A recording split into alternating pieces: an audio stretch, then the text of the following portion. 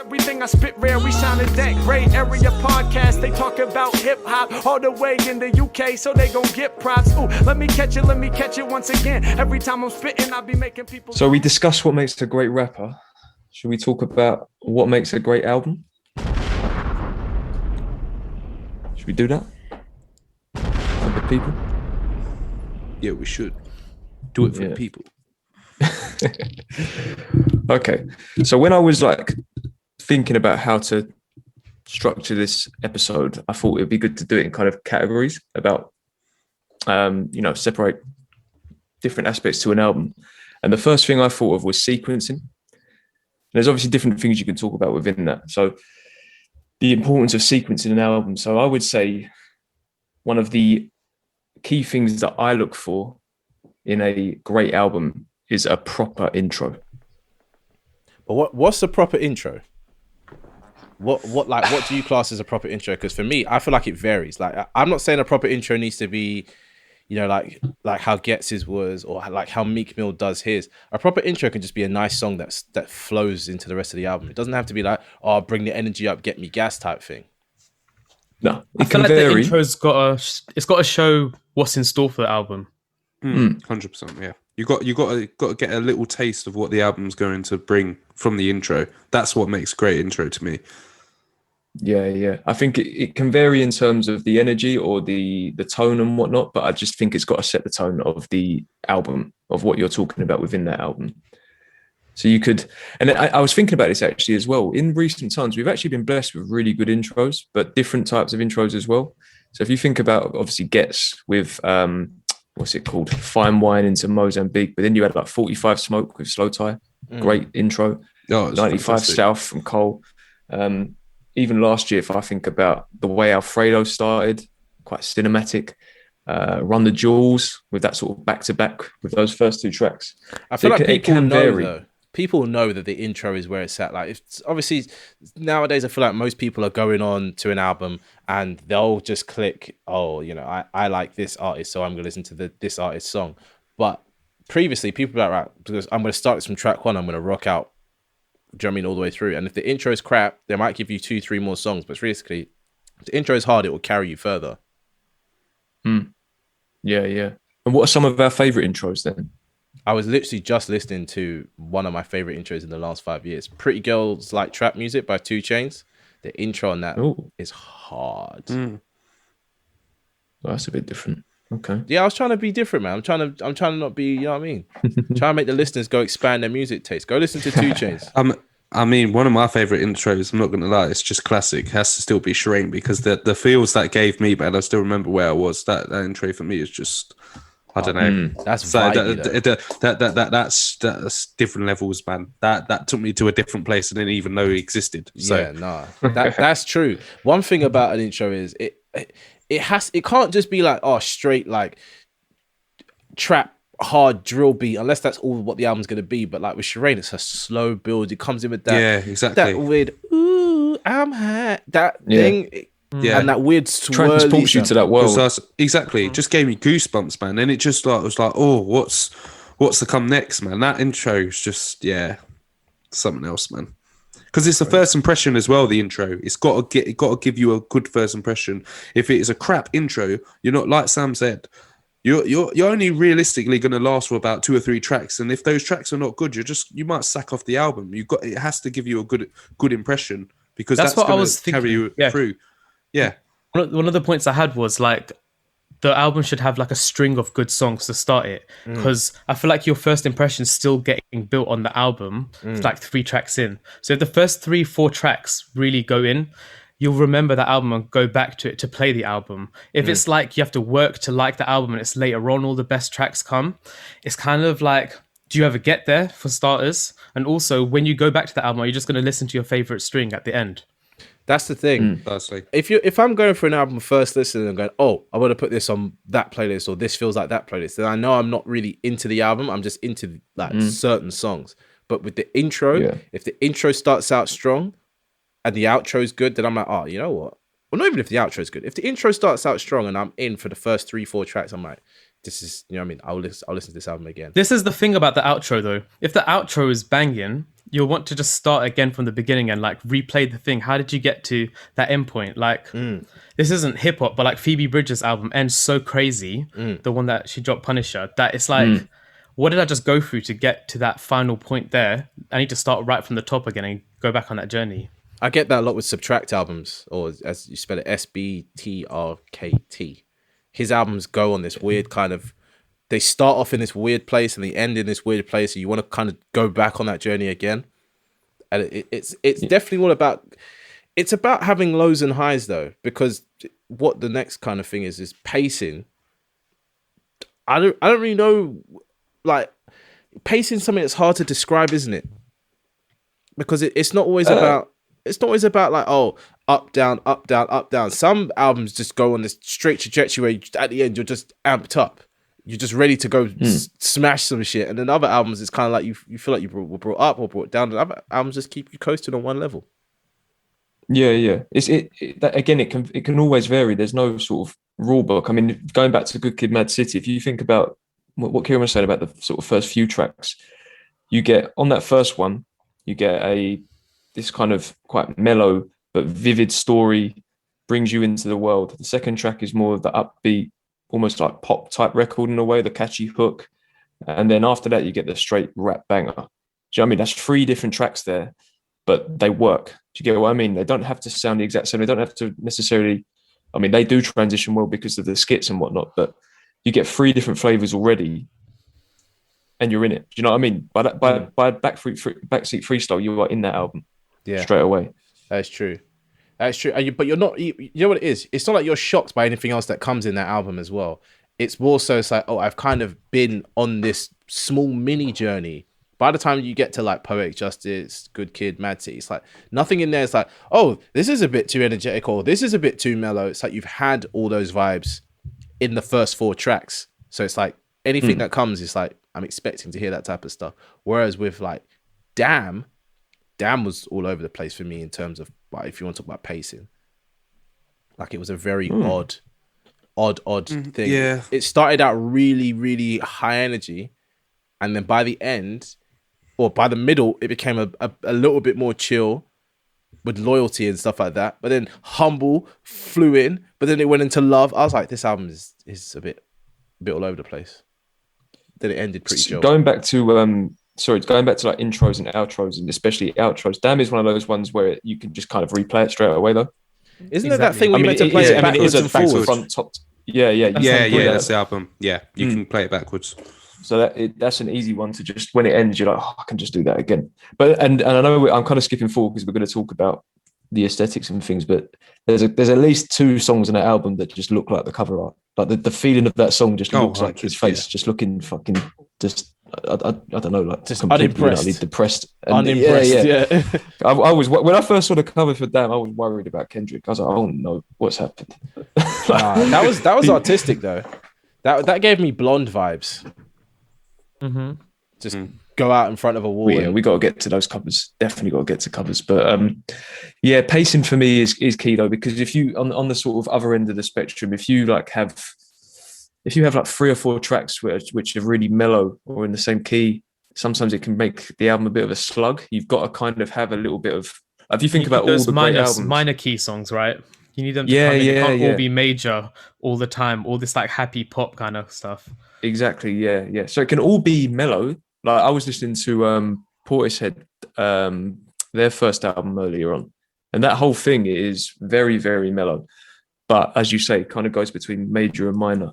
Or something like a Run the Jewels album. There's not really much downtime in a Run the Jewels album. It's like watching a Mad Max film where it's just fucking full throttle. That's what I always didn't like about Run the Jewels, man. It's just instantly just like it's on to me, and I'm like, I can't. Do you know what I mean? It's just high energy all the time, isn't it? Like you struggle almost to keep up, man. I listened to Run the Jewels 4 the other time, and I was like, bloody hell, man. I love the album. Don't get me wrong, but the energy, Jesus, I needed a break. This is the thing, though. Like LP, his sequencing is always relentless. Like go all the way back to rap music. The first 4 or 5 songs on rap music for Killer Mike's album is crazy. Like it just doesn't stop. It gets to that point where he's got that go and he's rapping like top speed.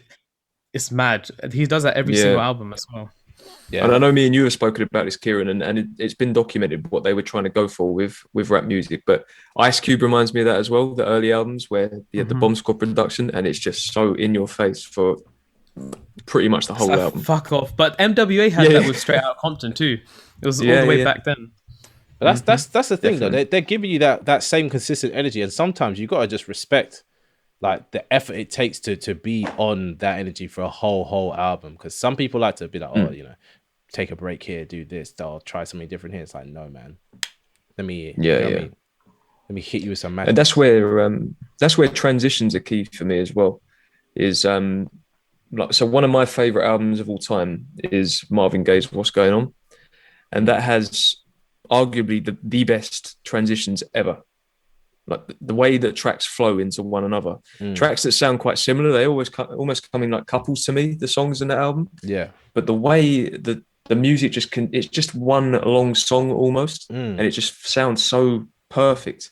That enhances an album for me as well. Is how well you piece those songs together, whether it's with, like I say, the instrumentation, or if it's interludes, or if it's skits.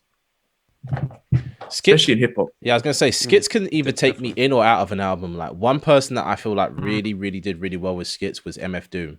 MF Doom's skits like built the picture of the supervillain aspect he was going for quite a lot of the time. Gave it real like a comic book type feel. This is the thing about skits though. They take you, and that's why MF Dooms are so good, because they have a background music to it. Skits that are just vocals, like the a cappella stuff, or like in the scene, like Kendrick's Good Kid, Mad City, they can take you out of the world of the like listen to music, unless they're done right, like in Good Kid, Mad City, especially. Kanye did it really well. It's a film. Kanye did it really well. It's the music in the background in that as well. All the beats behind the guy speaking. They just bang every single one. Kanye's first two albums, all his skits made the albums feel like something was going on. Actually, no, let's say the first three. First three albums, all the skits was like... Not much is actually happening on those albums, but the skits just... Make it go somewhere. World. Yeah. Everyone knows that whole... Were there skits on Graduation? Yeah. I don't think they were. Yeah, they were. I thought there was skits on Graduation. Yeah, it definitely is. I'm sure there is. There is. The first song has in the beginning, look, hold on. Play it, because I don't... Where is it? Nah, there are skits. I'm telling you there's skits on here. Yeah, I'm sure there's skits, on Graduation. I'm sure there is. I thought this was a very concise album. I don't think it had... I swear there were skits in this album. I don't think so. Because I think the vibe he was going for with that one is he wanted to make songs. Every song on this was a hit. Well, he wanted to make stadium music. He wanted to make like sort of European. He was a record producer music at that point. Like songs, every single song's for the radio, essentially. I remember him saying something like, I wanted to make songs where if you played it off of your phone through the phone speaker, it would still sound good. Something like that. And he was getting inspiration from electronic music at that time. That's why I said European. That's what Bjork done in the early 2000s as well. I was mixing up Late Registration with Late Registration is full of skits. I thought Graduation had skits as well though. Yeah. We're both baffed there. We're in the same world. Yeah. But Kanye does amazing skits for me personally. Up till recently. They're funny as well. They're really, really funny. Yeah, no, they are. They are funny. They really are funny.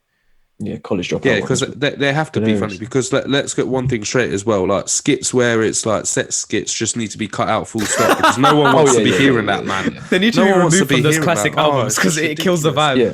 It does kill the vibe because I can't even understand how they're like putting that out there. What are they doing? Like just going in the studio and just making weird sex noises. Who wants to do that? Like it bloody annoys me. It's just. I feel like one of the best, the best skit ever, and this is I don't know if you guys are going to agree. But Chris Rock at the end of Blame Game is iconic. Yeah. That is so good. You can sit there listening to that so many times. You got me the one with the bezel. Oh, Yeezy taught me. Banger. Banger. Sometimes I just play Blame Game. I play Blame Game at the end. Just the whole end of Blame Game.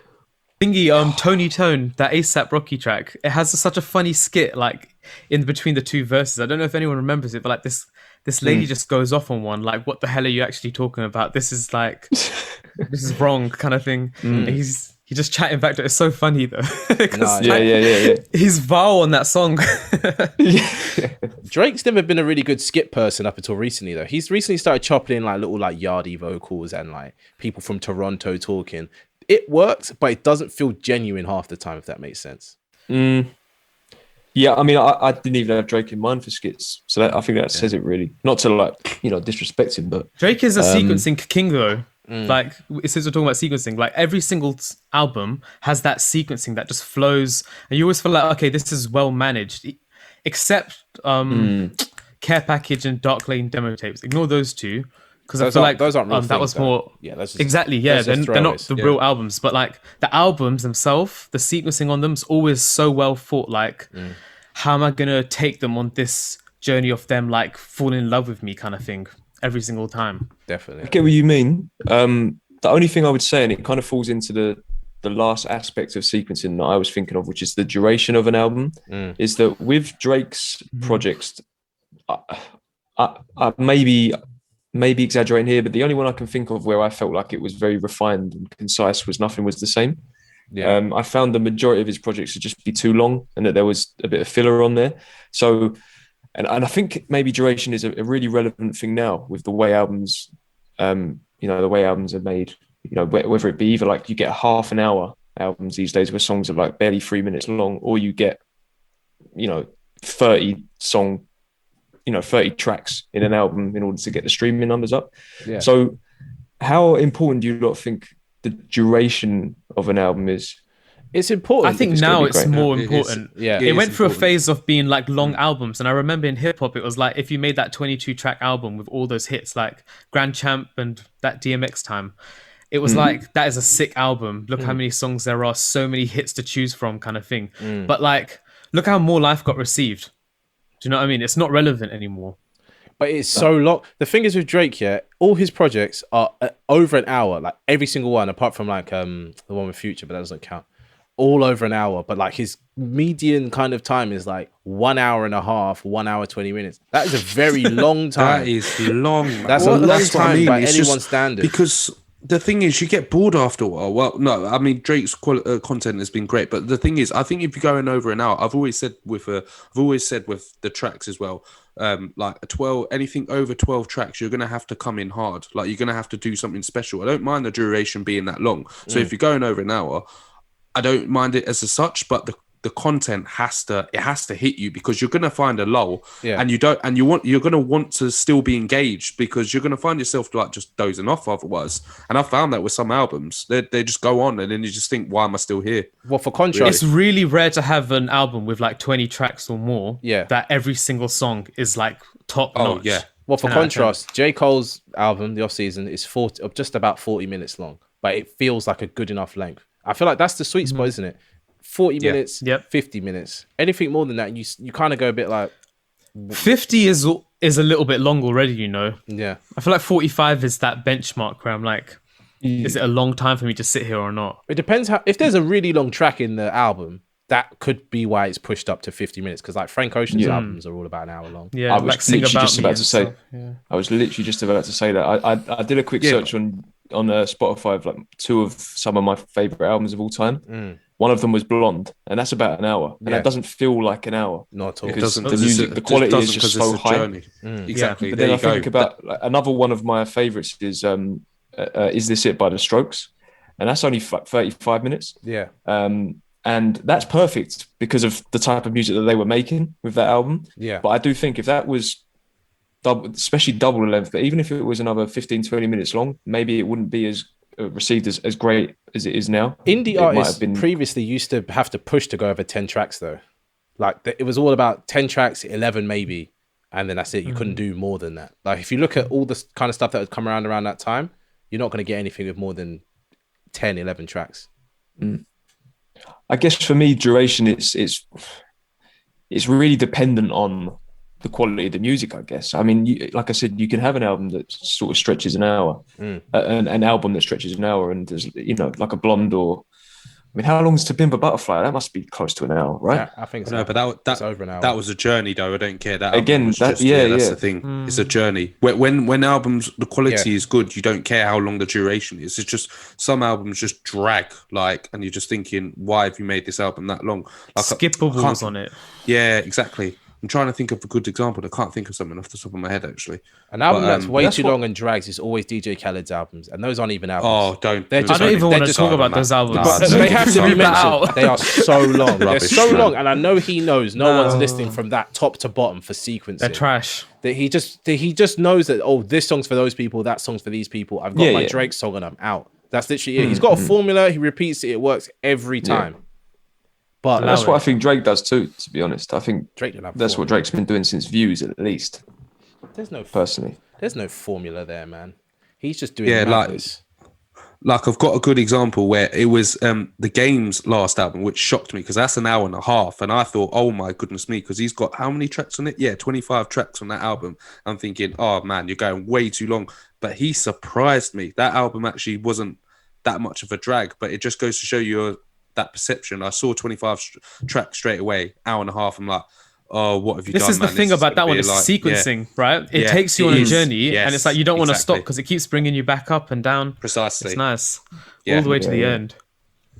I think there is room for longer albums, though. There is room for it if it works. Yeah. Yeah, I think... Double albums, for example, work as well. Exactly. We haven't really spoke about that, but the durations are long on double albums, like All Eyes on Me. But what do we think about that? Like, we never think that's too long because it's essentially 2 albums in one. I mean, previously, I don't think double albums were a problem because it's like you had 2 discs, so you had the option between switching them out. But with streaming now, you don't really. Yeah, they try to separate it by putting the the disc symbol and go, oh, this is this one, this is this too. But realistically, it's now 40 odd tracks, or say, you know what I mean, a mad amount of tracks. 30-song albums doing 100,000. Oh, Yeah. the board. Yeah. Where's the quote? The board is Yeah. gone. Hit that button, Sam. I ain't heard that button in a time. Where's the in a bomb? long time. Where- The board What's is happening? the board has died. Reload. Oh yeah, no, the board is fucked. I'm No. gonna say it again. Your Mizzy 30-song album do R.I.P. 100,000. Hey, There we go. There we go. that's terrible. Okay, so to kind of summarize then, so sequencing, an album's got to have a great opener. A great album has got to have a strong opener. It's got to bring you into that world. It's also got to close very strong as well, whether that be something dramatic or cinematic, whatever, or something that kind of brings you back to the beginning in a sense and makes you want to replay it. The pacing is key, and that a great album has to be well paced, and it has to transition well between each track. It has to be almost seamless, I guess. And then duration, I mean, out of all those things, for me personally, I don't think it is that important, but obviously there is a limit. If it's going over like an hour and a half, then you're like, okay, this is dragging a bit. Or if it's, under half an hour, then it feels a bit like an EP or something like that, and there's not enough there. So I guess that's a decent summary of sequencing. Should we move on to the aesthetics? Cover art is important. Which is something actually cover. So this is the first thing I was going to ask about. Is I feel like cover art is not as important anymore. It is to me, but I don't think it is, especially in the streaming era. No, nobody I don't think cares. it's as Nobody important. cares anymore. But I remember hear what previously, you're saying. No. previously you used to see it in the shop, and that would grab your eye. And I feel like effort went into it. Now it's not like the formula is the same. Now you get a picture of the artist doing something, done. It's not like But I do appreciate original cover arts. When I see one and I'm like, that is actually great, I'll appreciate that, like, okay, they've enhanced the experience for me. Kendrick still is Yeah. keeping the medium alive. He takes really like what I say would be culturally relevant album art pictures. Like all his albums are pictures of him or pictures of him and his friends, or of the car, that whatever. But recently it's just been a bit J. Cole's All the album main artwork players was have good ones. J. Cole's album art was a bit I mean, a burning basketball hoop in the back, him standing in the front. It's just not like Born Sinner was. It's not like, whoa. Oh yeah, but yeah, Born Sinner's cover art was nice. That was a nice one. Yeah. But it's that like was I my think least favorite album art. Oh, from was it? Cole. What? Yeah. That What- little thing like that? what cover art? No, With his I head thought back. I like that That's cover art. wavy, Yeah. man. I thought the recent albums one was quite striking. I liked Yeah. It was where striking. where he was standing with the basketball net on It had a fire in lot the of back. meaning as well, Yeah, but I realism liked with it. I feel like Kanye West is Yeah. slowly giving up on album artwork. He had a really strong start, and then by the time he got to let's say Jesus after that, he gave up. It was from Yeezus onwards. To be honest, even Dark Fantasy, dead. like that's when it just got really weird. Like, what's No, the first one was mad though, because it wasn't censored like that. It was like proper, like this person with their titties out, and then there was the one with the swords in his head. Those were pretty mad. Yeah. But I tell you what though, the life of Pablo, kind of going back to what I said about Kendrick and Damn, how there were certain songs in that album that sounded like how he looked on the front. Yeah, I feel like the way the Pablo artwork was done reflected his mind state and the kind of scattiness of that album. It was a little bit all over the place. What is that on the front? Is that Kim K? And who are those other people? Who's that family?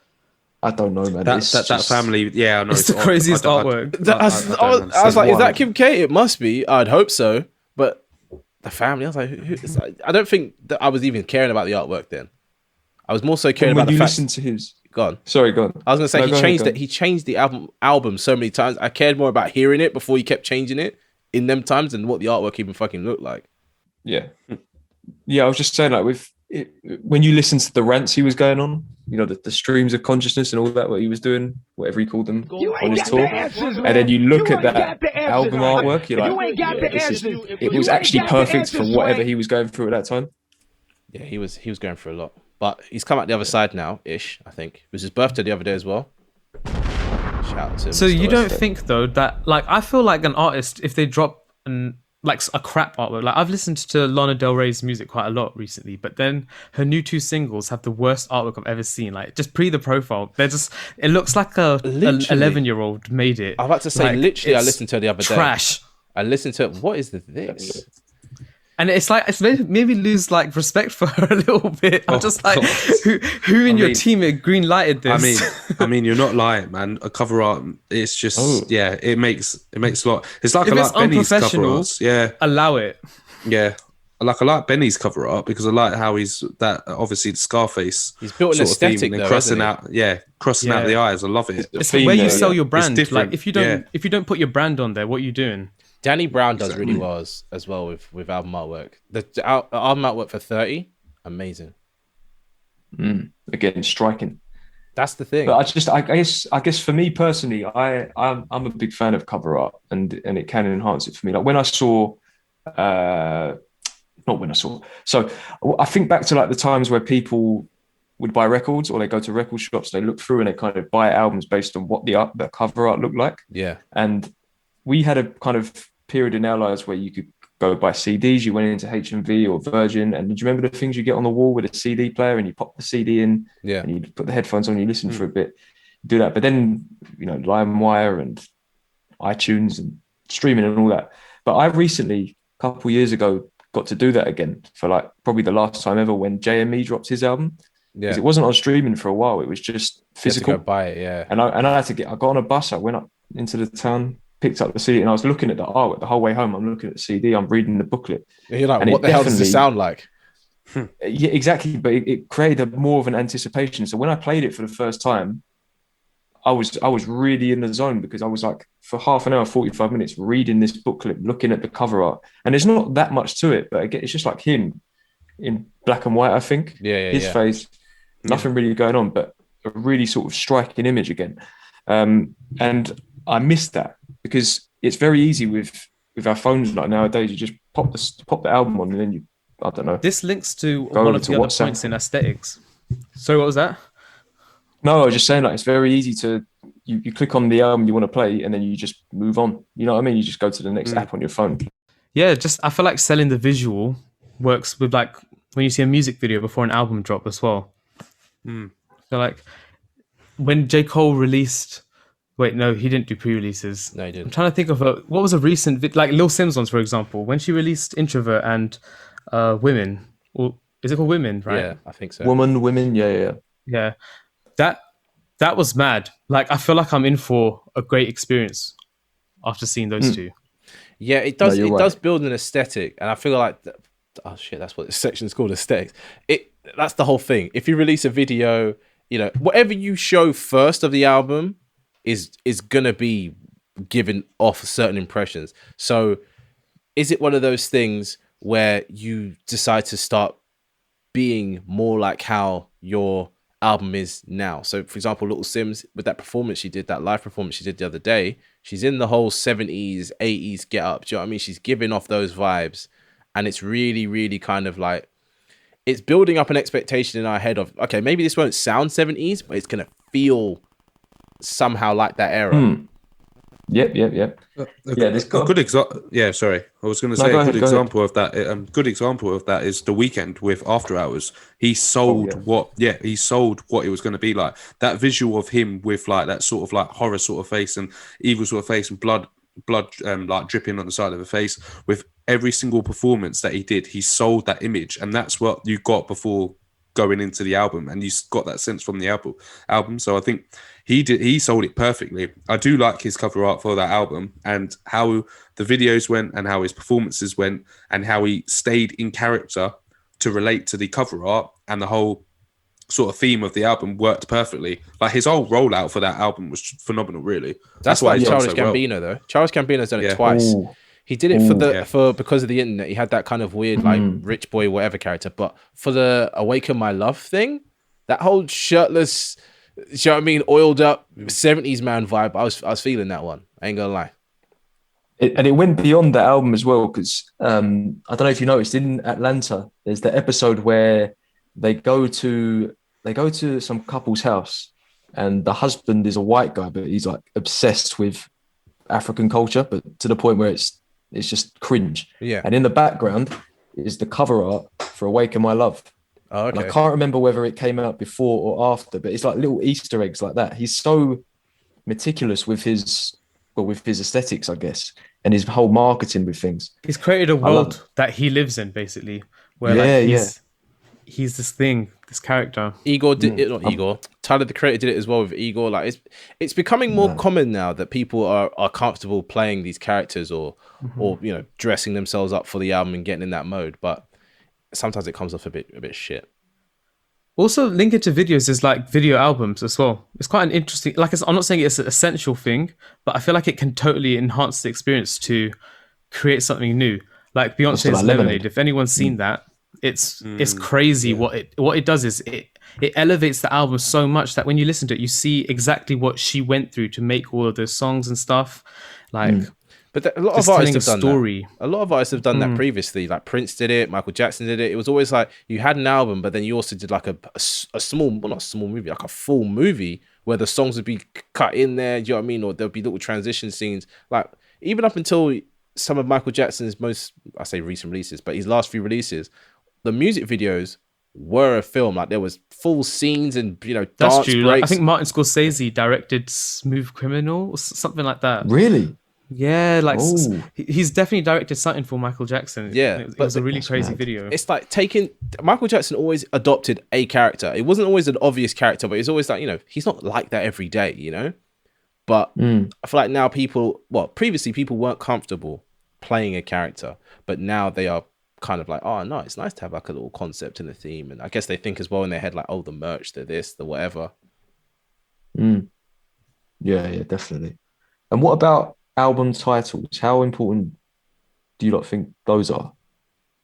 I mean, it depends. It's all your initial thoughts. Like, what are your Yeah, preconceptions when you first experience this album? Not musically, it's going to create an image in your head of what the music could be, right? So if you hear a title that grabs you, what were you going to say, Theo? Yeah.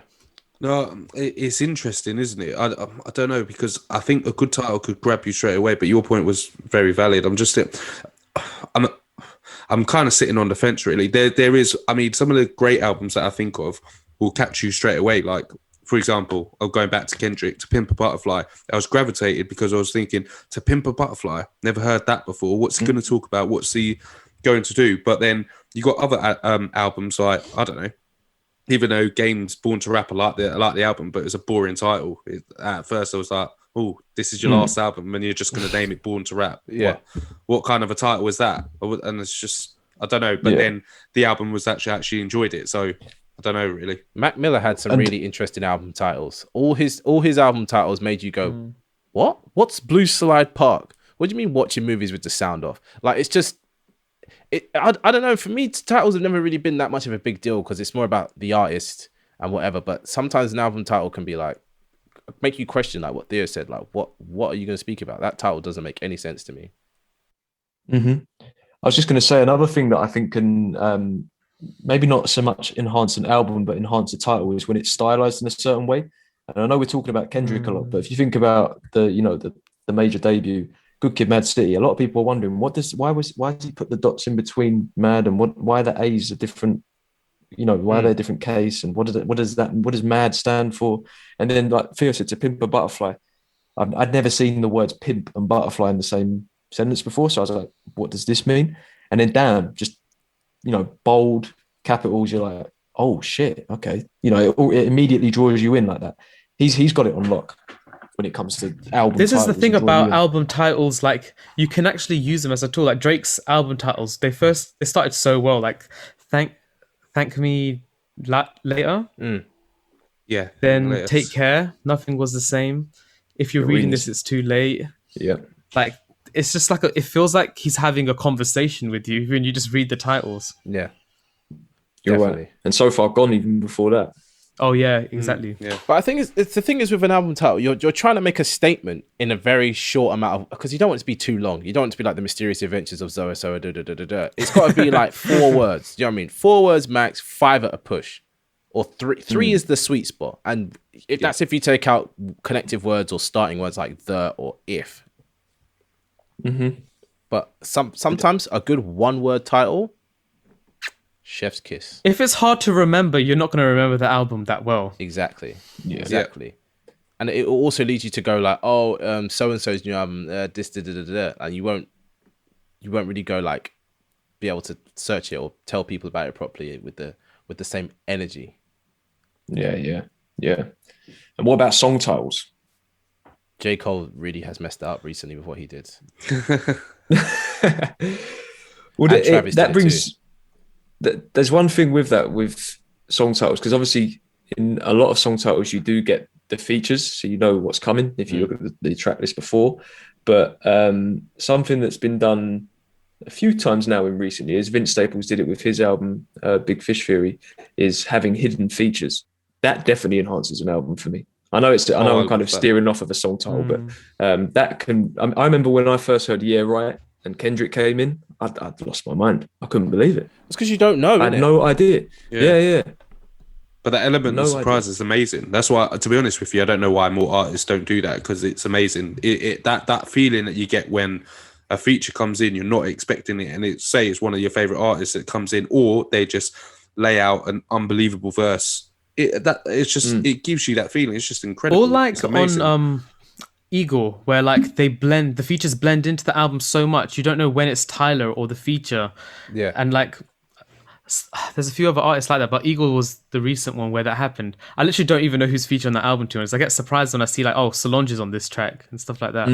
You have to kind of remember as well what song it was, because it's like you hear it and you hear someone singing and then you don't even know what track you're on, all that kind of stuff. But back to song titles, Travis did a double whammy of this on Astroworld. Everything's in all caps and none of the features are listed, which is very odd because he's got, a Drake feature, obviously. And it's not what's done. Like, it's not the first album I saw in all caps, obviously, but it was very kind of, okay, this is all in all caps. I remember looking at it and going, okay, there's no features. And then I'm thinking, wait, no, Sicko Mode has a feature, and all the features just come up naturally. Yeah, he really created a world with that album as well, didn't he? Yeah, no, he's a very big concept man. Well, I say very big He's an concept. album artist. Every single album he's done is so well crafted. Yeah, that's definitely a journey, Astro World. I can't believe it. I was late to the party, man. Flip it now. I went on that roller coaster and I didn't want to come down. He's always been doing it though. Even with Birds in the Trap Sing, everything is lowercase. Like everything was lowercase, now it's uppercase. I'm sure in his next album he's probably going to do one of the two again or something. Maybe now J. Cole's bought the space thing. Like J. Cole, doesn't he? You know what I mean? Yeah. Make it more impossible to search the thing, but what can we say? And do you know who else have great song titles? It's Run the Jewels. Or Run the Jewels, sorry. Things like Close Your Eyes and Count to Fuck. or A Christmas Fucking Miracle. Just things like that really jarring titles. You're like, what on earth are they going to talk about in this song? It's so hard to remember Run the Jewels titles. Do you know what as well, though? Can't even think of that many. Holy Calamafuck. Things like that. You It's just don't like have to mad say titles. you don't have to say the title of the song in the song for me for the song to be good. You know, like That's an interesting point. Yeah. because Yeah, sometimes that I is feel like very people true. just go, "Oh, this is the catchy bit of the hook." That's the title of the song. It's like, not for me. Do you know what we haven't spoken about in the context of an album, how a song title works? Because I feel like some albums can sometimes like tell a story through the titles of the songs. Like Jaden's album, for example, it starts with like BLUE, and then he made Eris, which had PINK, and like that was just the song titles, but it was like a 4-song suite. So you can do interesting stuff like that where titles link, and even like Sing About Me, Dinah First, like you can just see why those songs were linked, even though they're different songs completely. Yeah, Definitely. absolutely. Yeah. Like speaking on linking stuff, musical cohesion, variety of sounds, and all that kind of stuff. How does that play a part for you? Because for me, it can go so well, and it can go very, very wrong when people try to do too many different things. If that makes any sense. Yeah, definitely makes sense to me, because if there's too many sounds, it can go left for me. Yeah, it can lose my mind. I don't mind the variety of like sounds, because I think that's important. You can't have the same sound during. Now I'm saying that. I mean, well, for me personally, I don't think you can have like just the same sound. I might get a bit dull and boring unless it's done really, really well. But that being said, if you've got too much going on, it can just go left and just throw you out, and it just doesn't work. Just doesn't work like sonically or musically. Future, Young Thug, all the kind of Atlanta drilly rappers, all their albums, for the most part, tend to have the same kind of feel and vibe. It's not like, they're all the same song, but it's like, you're going to get your triplet hi-hats, you're going to get a little bit of 808, whatever. But it works. Well, the journey is just all over the place in those albums. Like Exactly. you don't feel like the sequencing is taking you on this like experience the artist wants to give you. It's just a bit Almost like a compilation. Yeah. Yes. Yeah. But then kind of like to kind of contrast that, there are ways to make an album like that with progression. For example, Edna by Heady One. Great kind of transition into different vibes, different mind states. The pop DS2 as well. Yeah, the pop tracks, they sit well in the mix of things, and they don't feel like jarring. And then once again, an example of that done terribly is Mr. Chip. Yeah, Snakes and Ladders. I thought you were going to mention that. That's rock bottom. See, I would say that when it comes to the sonics and that, I think a great album is when the artist meshes a variety of sounds and makes it sound cohesive. So an example of that for me is My Beautiful Dark Twisted Fantasy. If you listen to a song like Power and the amount of different sounds and influences that are in just that one song alone, and then he gets to a song like Devil in a New Dress just a few tracks later, but there's no part in that album where you're like, how did we get hit? Like it just all makes sense. Do you know what I mean? And then also an album like, well, you've got Hoodies All Summer by Kano. There's that sort of grime undertone, but there are influences from, Caribbean music, African music, Lauryn Hill, especially with this sort of mix of soul, R&B with hip hop and reggae. You can hear the influences in there, but from start to finish, the album just doesn't, or these albums that I've mentioned they're not jarring. There's no hiccup. It just flows. Yeah. This is the thing. I think having consistent mixers and producers will produce that like sound that is cohesive and works well. Yeah. Some albums are just like weirdly all over the place where you randomly get to like track 6 and it's like, whoa, this song sounds completely different to the whole album. Yeah. But that's like, I was going to say this because that was my kind of point I had written down here, is Watch the Throne is an example of a whole bunch of different producers working together, and it takes you all over the place, but it feels good. But then 444 is an example of one producer, one rapper, and it doesn't go all over the place, but it feels great from start to finish. Yeah. Both albums feel great, but they're two different ends of the spectrum with one rapper in common, obviously. What do you credit that to with Watch the Throne, or what's your sort of take on it? Do you think that's Mike just Dean. Jay and Mixing Kanye and having a great ear and picking the right beats, or No, Mike Dean, man. no? Mike Dean and Kanye West kind of constructing this weird thing that is Watch the Throne. Do together. you mean like the exec skills? So Yeah. yeah, Yeah. okay. Putting the Because- finer touches on. Yeah. What okay. the album? It's all of that mixing. All the songs have that same like vocal level throughout. Yeah. They're all like clean, and every beat fits the same kind of space and pockets and switches up as well. Watch the Throne is in an album where I play it from top to bottom because it feels nice. I play it from top to bottom because it's just good. Do you see what I'm trying to say? Like, even though they did try to sequence it and you know bring the energy up and then get a bit more conscious towards the end, it's just the fact that it sounds good and feels good. It's not always about, oh, do this, then do that. And because we've done this and that, it's going to flow nicely into this, that, and the third. Oh, that beat fits with this beat. Sometimes it's just about, like what Kieran said, vocal level being consistent and it just being smooth. Similar example, 2001 as well. It's not really trying to do a sequencing that wows you. It's just every single song sounds like the one. Yeah. Whereas with the thing is with Kendrick, he's never done an album where he's worked with just one producer. He's always worked with loads of producers and whatever. But I think the thing that glues his albums together, and I don't know how much Mixed by Ali does editing wise to go, oh, this song should end this way or that or whatever. But he does a really good job of just making the albums sonically feel consistently like, you know what I mean? Like, I feel like Damn was a very loud album.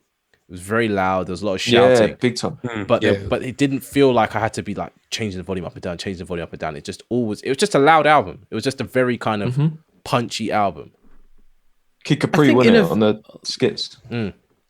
Yeah. No, I was just thinking Kenny. about one of the points you wrote down was like sonics. So with like the genres, like I was listening to MIA Carla today, and I was like, I've never heard these combination of sounds, and then like it sequences into the next song. It's like a whole nother. It's kind of like dark fantasy too. You're just hearing innovation that you've not heard before. I think that really makes something great. Like Prime, I think is held back by sounding like the old eras. Do you know what I mean? I hear that. So it's To one of make those a great things. album now, yeah. I would say the constant is the artist. Sometimes, you know, the art. And Sean was touching this earlier. Do you think it's like them picking blah blah blah and all that kind of stuff? Sometimes it is that, because that is something that can bolster up an artist. Like, even though you guys don't like this album, I like it a lot. The Love Below, Andre 3000 made that album so perfectly stitched together because he's the constant thread. I don't know who produced, you know, half that album, but it feels consistent. Yeah. I'm glad you've made a point of that, because I'm now thinking of someone who, to me, has always seems to have a really good ear for beats, and that's Rick Ross. But I don't know whether he's ever. Oh, I don't know whether he's ever made a. I think he's got at least a classic in him. I feel like Teflon Don is a classic album. Yeah. But I don't know if he's ever. No, I do know. He's never made a To Pimp a Butterfly. He's never made. But what's wrong Yeah, with but he's not going. Stankonia. Yeah, he's not going to though. So is is he? that the difference then? Is that having that exec or that engineer or that, you know, that specific person to get the mix right? Is that the difference then, Maybe do you even think? just that team though. The team. Do you know what it is with that Rick Ross? builds it. He knows where he shines best and he sticks there. He did jump around a bit to what's it called? To doing like drum and bass and that when he did that song with Skrillex. But even that felt comfortable because all he did was just shout a bit more in there. But on the whole, Rick Ross just picks what works for him, and do you know what I mean? It's a tried and tested formula. Get a little sample loop in, little laid back drum beat, and Rick Ross is there. But he still does the upbeat stuff every now and again. But to do experimental stuff, I think you're right. You need that 40. You need that Mixed by Ali. You need, you know, Rick Rubens, Mike Deans. You need those people because they're not involved so much so in the whole like nitty gritty creative side. They are, but they're not. But when they come in, it's like, okay, move this here, do this there, and that is where you can get that. Not next level, but that interesting level of stuff done. Yeah, there's someone over here that's done that. Is it Fraser T. Smith, who worked with Kano and Dave? Oh God, I think he always ruins albums, man. Do you think? He ruins them. He ruins them stuff. Oh, really? For me, okay, let's put it this way. Songs that should sound gritty and hard, he makes them sound clean and smooth. Like album, yeah. Oh God. Oh wow, you said it. You said it. I said it. Yeah, no. There was no sound, Sam. Yeah, the You soundboard got is to put a fucked. pound in the The jar. board is fucked. Oh fuck, man. Everything's fucked about the board today. I don't know what's going on, but yeah, That was a good moment. yeah, I know. I don't know why the board's moving like this. Yeah, he makes 808 sound too smooth. He makes things that shouldn't sound gritty sound like offensive. It's really jarring. Really, really jarring. Oh, there we go. Yeah, I know the board is fucked. Hey, we got man. the bomb. Okay, well, shall we move on to Moving on. to content then? The content of an album, the lyrics, the subject matter, and things like that. Do we? Okay. Does it matter whether an artist is talking about themselves, being introspective, or do they need to be speaking to more people? Does it need to have a consciousness? Does it need to, be addressing kind of what's going on in the times, whether politically or, the sort of socio-economic situation that's going on? Do you need that? See, I don't think you need that. I don't think you need that personally. Some artists might not be able to even touch apart on that. I know some people want to hear that, but there's a reason why you don't. All the rappers are not all conscious. Some of them can't do it like that, so they'll do their own. They'll do their own thing. So some artists personally will stay away from that, and there's nothing wrong. You don't need to do it. Some artists want to talk about it, and it is great, and it is important for people that want to hear it because it makes a difference. But I don't necessarily think you need to do it personally, because you could make a non-conscious album and still give good vibes and still make people feel better and still give someone a reason not to think about a certain subject to make them feel better, but you don't need to be conscious about it. It can be exhausting to do it like for 13 or plus tracks. Like that's why people don't like J. Cole's albums, because it's conscious throughout in different ways. Yeah, you're right, because that was the argument with KOD. That's what people find. That's why KOD was a bit like that. They got fed up of him talking about conscious subjects throughout the whole album. People got bored of it. That's why he gets labelled boring, which obviously we don't find him boring, but that's why he got labelled boring. So, which then on the other me, hand, but anyway. On the other hand, you get like Public Enemy with their early albums, which is just relentless commentary on, the situation for Black people in America, and a very almost like a militant approach in a sense. The whole You can't album. ignore it when it's like that, though. Yeah. Again, I'm kind of cheating here. I think a blend is nice.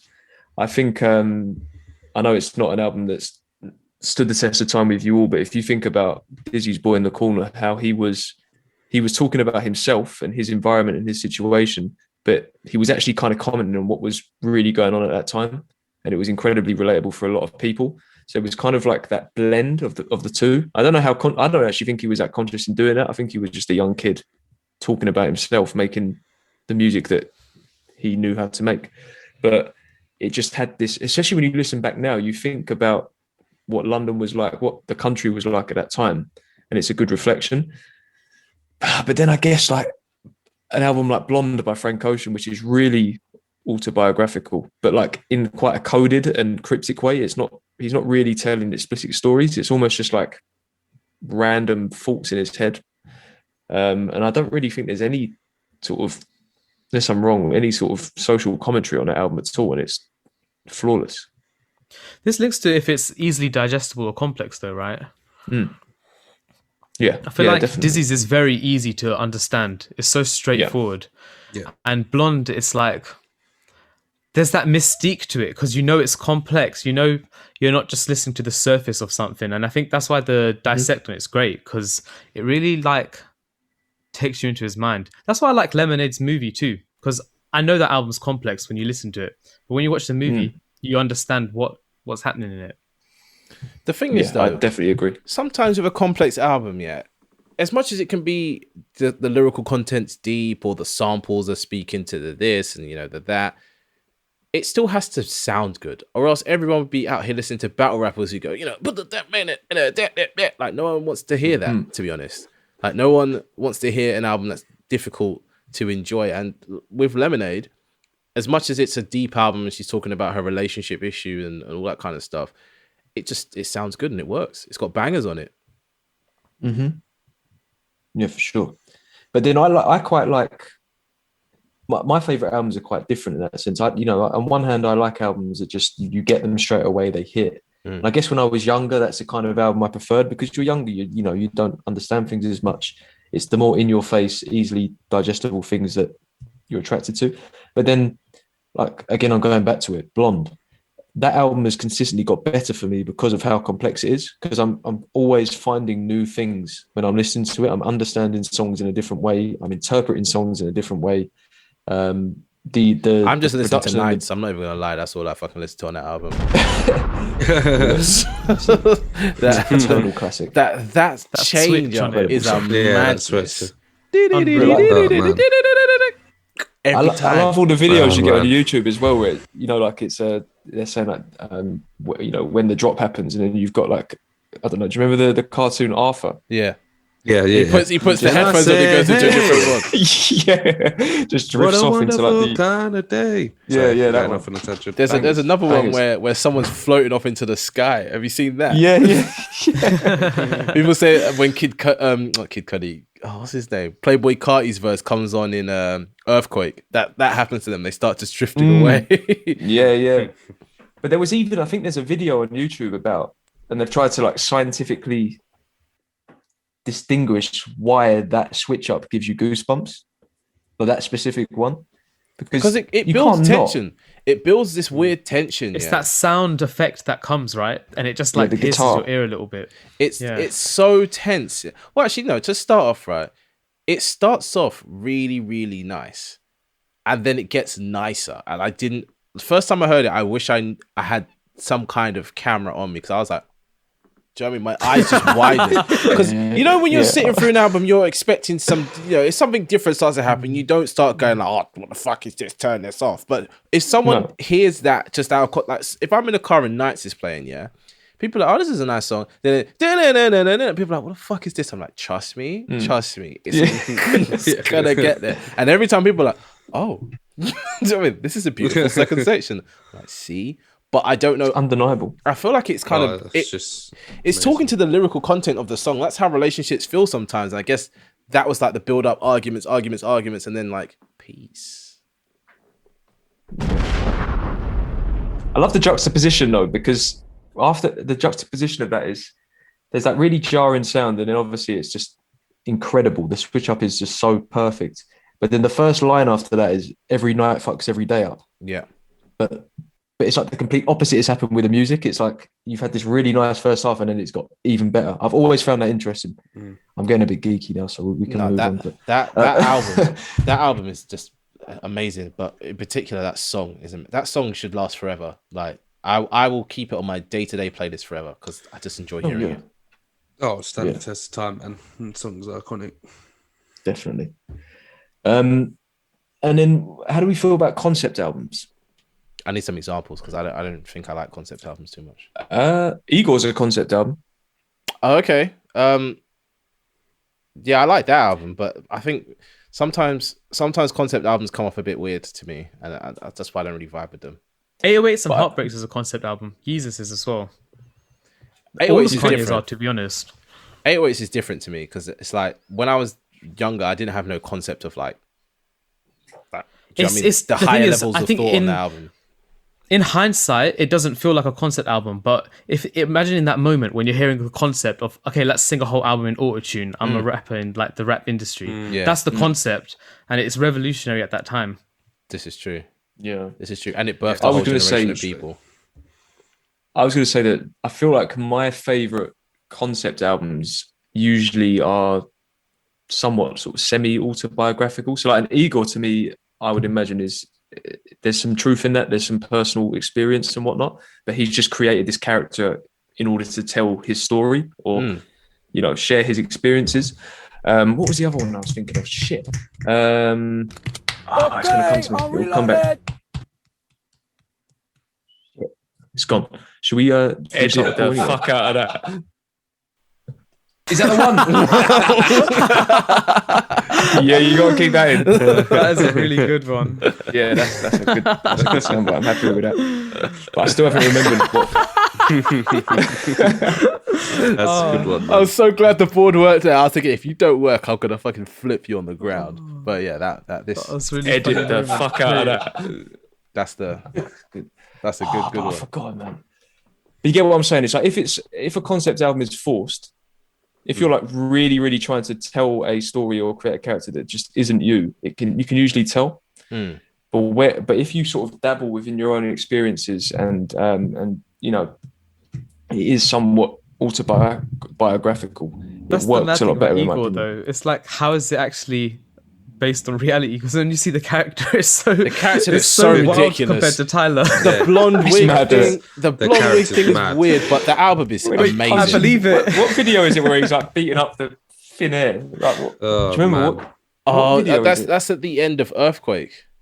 That's so funny, man. No, So funny. The album's amazing, but that character, I just scratch my head every single time, man. I'm not gonna lie to you, man.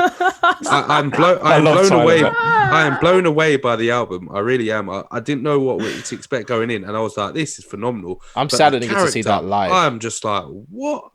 Did you see the Grammys anyway. performance, Sam? Yeah, I It's- saw that. it's I wanted to see it crazy. like he did it in London, and I tweeted it before Oh. before he even announced the tour. I said the only way that I would see a new Tyler tour is if he performs this album top to bottom, and that's exactly what he did. And I was like, should have got tickets.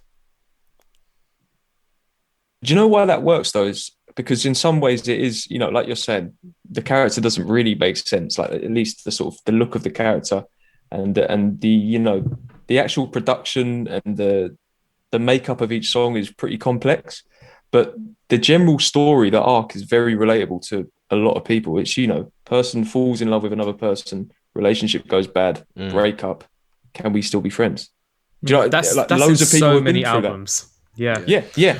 But the way he did it, the character that he created, the story that he told, the sort of musical landscape that he built, is what makes it so special. It's just almost together. This is very true. This is very, very true. It's one of those things though where sometimes it can be really subtle and sometimes it can be really obvious. And with Igor, obviously, it's really obvious that he's doing a thing. But with Childish Gambino, it's because of the internet. It's not really obvious that he's playing a character until you watch that film that I really can't for the life of me remember the name What of. is it? 3005. The film. No, No, the other Sean one. knows the thing I'm talking about. There's a film where there's a girl in the garden and she's picking lemons and then they go inside. Oh, His concept's okay. subtle on yeah. because the internet though. I It's feel like really some subtle. concept albums you can't wouldn't really.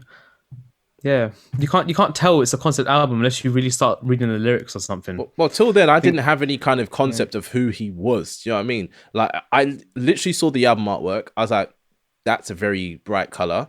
I'll buy it, I guess. And from there, I was like, this is a great album. Like, it goes through a lot of places and whatever, but it's like, it's meant to be some kind of story, but the concept of that was subtle and it went so over my head that I thought it was just a good collection of songs by Childish Gambino. Yeah, there's a short film, there's a screenplay, I think, that went with it. It's a whole bunch of shit. But Believe. I think that's what happens Swear. when someone, yeah. Yeah. Someone as creative as him is always going to want to make too much out of one piece of content, which is good and bad. He does. He really everything, carried though. that on though. This is what I He mean. really carried that. It went a bit Yeah. too far. Way too far. Again, I know it's called clapping for the wrong reasons. Okay. What does that mean? Do you know what I mean? Yeah. Sometimes I like it when people give me something that I can think about and figure out, but sometimes it's like you're too far, my guy. Like I'm not with you on this, you know? It's like Lupe's the cool concept. I'm just like, this is so God. sick, Don't but bring that guy into this. I'm not following it ever. Oh, really? It's too deep. I remember I went on a rabbit hole on the internet reading about that because he's apparently written he's written some of a like a graphic novel about that. I think he's writing a And what- TV show. Please, for it, no isn't one he? Maybe, ever. yeah. Anybody who's listening, think about funding Lupe for that. Don't do it, okay? Let Oh, Lupe no, fall no. off. Oh on his man. own. Support these guys. Oh jeez. He is man. he's apparently also doing an album inspired by Amy Winehouse. Why? Don't know if She's you've dead. heard that. Leave her alone. That's Like her music's weird. better than yours. Yeah, Miles that's- better than yours.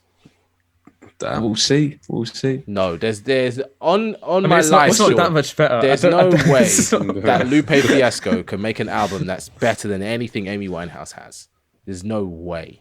No, but he's just inspired by her, isn't he? So he's He needs to be inspired by paying these homage. bills What's and the hate go out and pay about? those. It's Oh just terrible. jeez, man. yeah. What's going on? Sam? I don't think our Lupe discog is ever coming out now because I don't want that to ever see the light of day. I'm gonna go delete the files now. Nah, he's trolling. No, He's no, trolling. I just don't like Definitely. Lupe anymore. I just What's this about? that, What's Wave 5. what's Lupe done? Drogas Wave Wave like, is hard. Yeah, don't know, man. It's just the concept. That is a great album. That's an unreal double album, honestly. Oh no. That's like a triple album, isn't it? I don't even Like know what 3 it acts is, or something. honestly. Yeah, it's insane. Yeah. Wave files is it's different. Different level. Drogas Wave Light. Muriel Jr. is dope. What is that? That's Love one that thing. song. One thing he does on that is like something Kate Bush does actually on the Dreaming and Hounds of Love. She has this suite of songs at the end of it, kind of like what I was saying with Jaden's one at the top of his albums as well. It's like you create this sequence of songs. We haven't really spoken about it, like a sequence of songs that you know, like this is the sequence of the album that defines what it is. We were talking about one recently. I think it was Good Kid. I think it was Art of Peer Pressure down to something, and even Enter the Wu-Tang as well. There's that sequence at one certain point that's just absolutely unreal. Oh, just I know what you phenomenal, mean. just phenomenal. I think Sam was talking about the sort of triple threat of Devil in a New Dress, Runaway, and Head of a Life Yeah. a little while ago. Oh, jeez Louise, man. Oh, Yeah. Oh, God. That's That's something we haven't got on here yet. Oh, man. But there's certain parts of albums, yeah, like certain pockets that make the whole album worth it, whether or not the album's good, bad, or whatever. But 3 song runs that go nicely together. Gex did it well as well. man. On his Gets last did album. it. Oh, Gex did Amazing. it big time. I was listening to that earlier. It was happening again. That I was 3-song getting pocket. so gassed. What song were these nicks? Oh, Mozambique. Shoot off Mozambique. That is the song is definition such a of journey. of a man in his prime, Literally. absolute prime. We haven't really spoken about albums that are just like hits, like Thriller, for example, where every single song, it's not Oh even my trying to do goodness. anything other than just non-stop hits after hits that you could just put on radio. Every single one. Back in the day, though, I Every feel like so- that was yeah. the mood. Like, make the whole thing a banger. Everything Yeah. bangs. Because everything on Thriller could be a #1 single. It's actually mad. Every single song on that album is it's just ridiculous. It's relentless in a very, very Yeah. good way. Do you know what's mad as well? Everybody knows every song on Thriller, apart from The Lady in My Life, but everyone knows like 8 out of 9 songs on this album. Wanna Be Starting Something, Baby Be Mine, The Girl Is Mine, Thriller, Beat It, Billie Jean, Human Nature, PYT. How is that even possible? That's mad. That is mad. Lady in My Life's a sleeper, though. That is an No, incredible song. I was just about to say when you cussed out The Lady of Mine, man, that song is I is- love that song. the That LL Cool song J is the version as number- well. that song is amazing. Love that song. Yeah, but I know what Sam means though. It's like it's not a universal. Like not everyone knows. Yeah, that yeah, song. I hear that. Well, Well, whereas everyone knows Beat It, everyone knows Billie Jean. I know Yeah. because you are right, because it's like a drop down below those other songs that you mentioned. When I actually truly think about it, it's not on the same level as the others. Definitely I not. feel like Sam, you didn't mean that though, did you? You just meant like popularity, right? I feel like Yeah, I thought you just meant popularity. everybody knows those songs. Like, if you know Michael Jackson, you know all of Thriller, essentially. If that Yeah. makes sense. Obviously, if you don't know who Michael Jackson is, then you don't know anything. But if you know about who Michael Jackson is and whatever, you know the whole of Thriller for some reason. And you also might know Off the Wall if you're really like about that life. Off the Wall, man. That album, no, see that's my Yeah, favorite. I was just about to Michael ask you. Jackson Like, album. yeah, that's my favorite too. That's my favorite, 100%. Like I know Thriller is amazing, but Off the Wall is my favorite Michael Jackson album, big time. That album's amazing to me as well. The problem is now the constraints of the previous, generations of artists was you could only fit so much music onto a record. That's why it was always like 10 songs max. I think the max amount of time a record could take, like an actual physical record, was about 45 minutes or something like that. And after that, you run out of space, or you have to compromise on other shit. But it's like now where there's no limits, people don't know how to, well, not even how to select songs. But you know what I mean? Like, I feel like it's leading to less and less. No offense to anybody. We've got the releasing conditioning though. Like that's our expectation to have that 10-track album because we've had it for so long. Yeah. That's what we expect. But now, I'm saying right? about wall-to-wall bangers, though. I don't feel like that happens very often anymore, where it's like wall-to-wall the whole album's either make you want to jump out of your seat or cry forever. Like, it's not happening anymore. If you're reading this, came close to that, to be honest. That song made me want to throw my car out of the train. Not my car out of the train. See, you can't even speak sense. That song was Sam, I think once we were driving back from uni or something, Yeah. and like you played that album on 100 volume in the car. I was like, I think that broke my eardrums. That album was sick. That was album made me hilarious. want to throw my phone out of the train. I was disgusted. That was too much. I'm telling you, that album is wild. But nowadays, it's just not happening anymore. Like, I feel like it's not even a sequencing issue. I think it's actually just a quality standpoint of people. Do you know what? We will never hear the first 3 years of Michael Jackson's singing career, because obviously he was a child and all that kind of stuff. But he was just practicing, building up. We're hearing people's stuff from the first year of them being an artist, one good song, then they get signed to a label, push out an album. So they've only really been doing music for like 2-3 years, but they'll say, "Oh, I've been rapping since I was a kid." But do you know what I mean? Being a professional musician, it's like you start and instantly everyone's hearing your stuff. Or Yeah. It used to take more. Yeah. well, you start, everybody's hearing your stuff, or you start and you can instantly put shit out. Like, speaking to some artists nowadays, they delete songs off streaming. It's like, why would you do that? You worked so hard to make That it. is annoying. Then you chose to put it that's out. ridiculous. Why are you deleting it off streaming? No, that's mad. That makes no sense. It's too much. can't I think change nowadays it's too easy to be like chopping and changing things, editing this and editing that. It's like people aren't setting a standard for themselves. They're just setting a standard of this is okay. They're not setting like a high level of like this is outstanding work. This should come out together.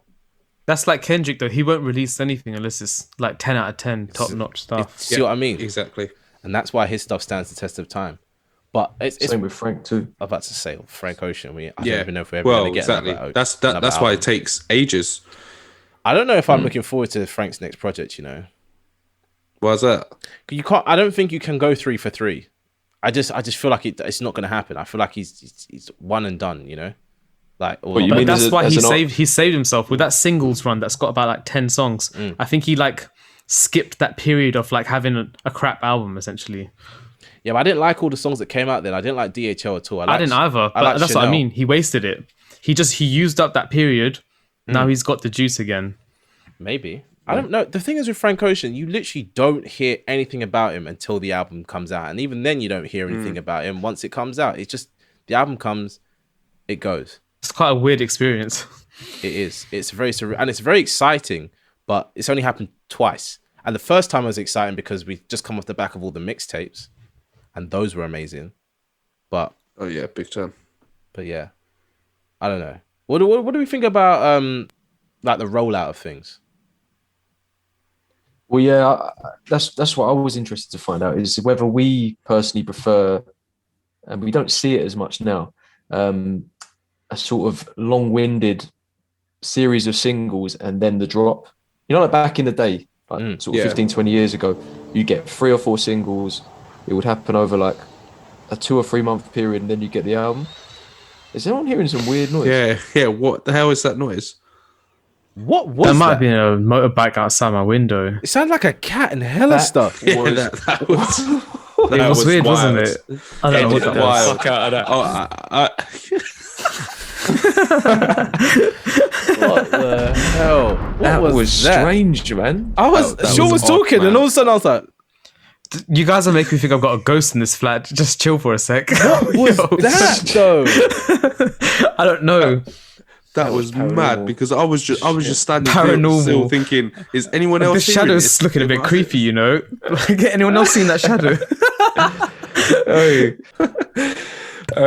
What was I saying? Fuck What knows. was I saying? Talking about Oh, the rollout, yeah. the rollout of things. So back in the day, you would get quite a prolonged period, singles, like 2 or 3, maybe even 4, and then the album would drop, and you might get 1 or 2 after that, or you'll get a couple singles, album drops, couple more.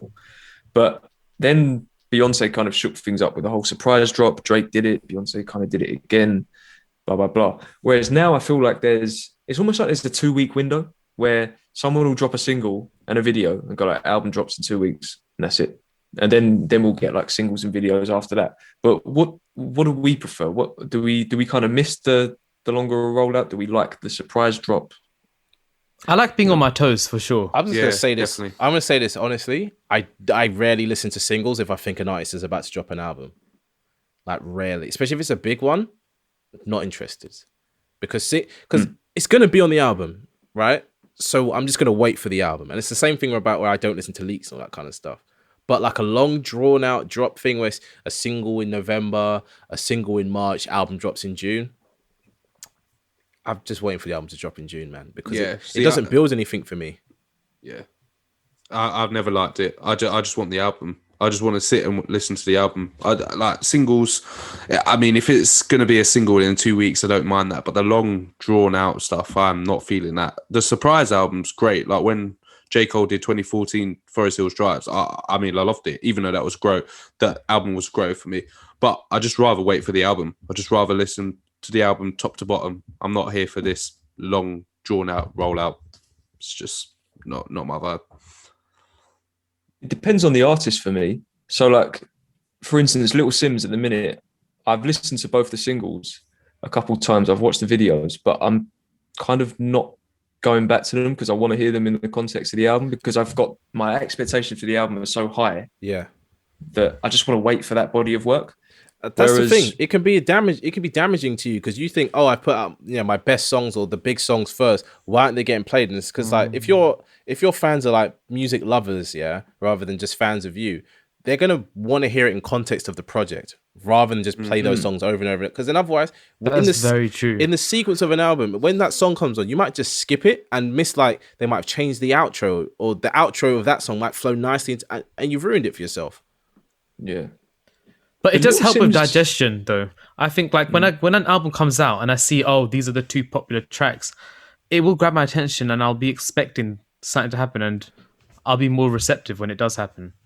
True.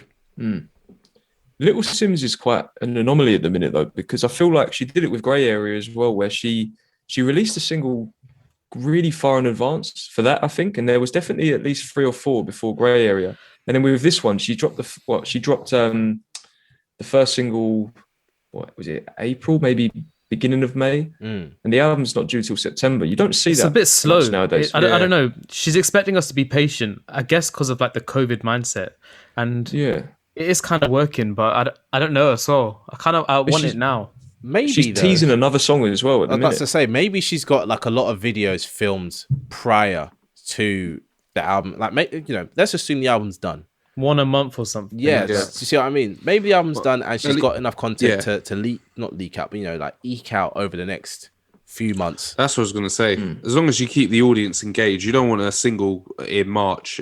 You don't hear anything till about like September, October. Otherwise, people aren't going to want to play it because they want to listen to the album. If you keep like sort of slowly releasing, I don't know, not all your content, but some content to keep everybody engaged, then it works. I feel like this project Yeah. as well might come out with a kind of like a short film around it, because the production value on the videos is a bit higher and a bit more storytelling ish than normal for most people. Or she could just be doing that. I don't know, but it feels like this is meant to be a big moment. One thing I I've feel heard though with the people's- first single, Oh, is sorry. it called Introvert? No, is it is that the first single? Is that what it's called? No, Introvert? Yeah, introvert. It feels so grand and dramatic that I hope that this gap doesn't like dilute that feeling. I feel like that would have worked a lot better if it came out like a week before the album, or I even don't a know if couple she weeks. should have released that, to be honest. Yeah. It doesn't really Whereas- make sense as the lead single. Whereas Woman has got like a, I don't know, it's that you can hear that playing in different settings. It's got like quite a smooth, soulful vibe. I could see it playing at a barbecue or like, a party or something like that. It works to like kind of release that at the beginning of the summer and let it have that run. But yeah, the first single for me is like, I hope it doesn't lose its power by the time we get to the album. Yeah. But I guess I've heard I'm some a fan people of... say though. What's that? No, go, Kieran, go on. I've heard some people say like there's a 6-month window. Like industry people say that. So when you release a song, like you have 6 months to eke out that kind of vibe people are on, your space in the market and stuff like that. So Lil Sims has basically dropped it around the 6-month window of her project coming out in September. I think it was like 6 months roughly. So I don't know how much truth there is in that, but it feels right. I feel can like see that. You don't really think about a project for more than 6 months. Yeah. Well, I was going to say she's kind of taken herself away from the generic types of promotion she could do for this album. She can't do a freestyle or an interview or anything to kind of build this up. But that performance she did the other day, that was pretty interesting and cool and cute. But it's like realistically, she wants to tour with that type of vibe, and it's not going to be able to happen. Maybe that's why, like what Kieran said with the COVID thing, maybe that's why it's delayed till September, because even we've booked to see her, you know, shout out to listeners, but you don't know this, but yeah, catch us at Lil Sim's concert in December. Yeah, that's probably why the album's coming out so late. Because if she drops it now, I'm sorry, Kieran, but your 6-month window sounds a bit mad to me, because I wouldn't be trying to go see her live if the album dropped now. I'd be like, okay, this is cool. I'd want to see someone else by that time. Do you know what I mean? Yeah, but I don't know. Like, but are you into her like that? Like, No, but I feel like watching this So album that- live is going to be interesting. oh, I think it's going to be amazing. Like, Yeah. I won't be there singing I it think word it's for amazing. word. I won't lie, but I'm sure I'm gonna have a good time there. Do you know? Like, that's the thing with seeing someone live. You don't want to commit to seeing someone live and it's shit. Like, Drake, it's not into. let me down. You want to know that you're gonna have a good time, or the music's gonna be good, or there'll be a band. Like, that's what you're expecting with a live show. And yeah, she's not gonna let us down. I guess this is more specific to rap. What do we feel about freestyles and interviews, like, you know, whether it be on radio or with publications and whatnot? Do they add anything to an album? There used to be a They must. were Cole's one. For Cole's one was freestyles sick. too. I Yeah. think it can add. It I used think- to be a think must, and now I it's think not. freestyles done. Yeah. Freestyles used to go do your funk flex or go do your Big Boys Neighborhood or whatever you would do. You'd go do that. You'd go do your fire in the booth and whatever. Now I feel like it's just a bit. It's like it's not Now it's necessary. like do your colors on YouTube. Hey, colors bangs though. Colors is hard, man. Colors bangs. They're so sick. Jeez. But it's not the same now in the rap culture where people are like going to make an album and they'll go do a freestyle where some of the bars might be from the album type thing, but it's new content. It's like them getting you gassed for no reason. And J. Cole did it recently, so maybe he might bring it back. But certain other people, you know, the Toronto man, they're not ever doing that. They're not ever building up a hype that way. Drake's hype is that he's gonna drop an album. That's it. There's no build up ever. There's some artists that wouldn't do that though, unless it's for like a publicity stunt, because they're in their own zone in the recording booths and things like that. Like, I can't imagine Igor being performed on a interview show, on a stage, and in a booth, but I can't imagine it anywhere else. Wait, he did do a freestyle around that time. Do you remember when he was like talking? No, he was like doing no. the mad explicit. You haven't seen this? He Oh, did, like, the with mad Funk explicit Flex. gay No, bars in front dog, of Funk Flex and just made it mad. really uncomfortable. That is so mad. funny, man. That is Hilarious. That freestyle is. Wait, can we watch wild. that? Okay. That Kieran, freestyle. Theo, have you seen it? No, I've not I'm seen sure it, I man. have. You It will must make you have. howl. It's so funny. I've man. definitely seen not that. seen it. No, I forgot about it though. Why is Sky telling me that YouTube's blocked? Okay, there we go. This might be funnier than My Name Is My Name and all that when he No, was on this Sway. is the best Oh, freestyle damn. ever done. I'm telling you, 100%. This is the best freestyle ever done. I'm dead serious. Good on. It's not a freestyle. We're going to play a beat and some bars. He's gonna possibly rhyme if he feels like rhyme. Is that a good way to put it? What would he listen to? It is, right? And I was a fell voice fucking memo. fell I for don't it. even- I fucking fell for it. Okay. So now you Such a you don't even troll. want- don't even now you ready. Yeah, I'm giving y'all 9 bars. Y'all just got a 3-hour interview. I'm cute as shit. We just let the world know you are a geek, goop, nerd, fuck. Goop. He said goop. Goop. Oh my god, he said goop. All right, ready? Okay. DJ Juanito's on the set. We're gonna throw this on and get a feel. Let's do it. Acting like I didn't hear this beat before. Hey, it's Tyler, Wolf Haley, Gap Tooth T, Bucket Hat T. Lemonhead Enzo, Lil Bunny Hop, Ace the Creator, Thurnis Haley, Cybex, Beef Loaf, Free Rocky, Free Rakim, that's my guy. Ayo, Free Rakim, I might fly to Sweden to free him.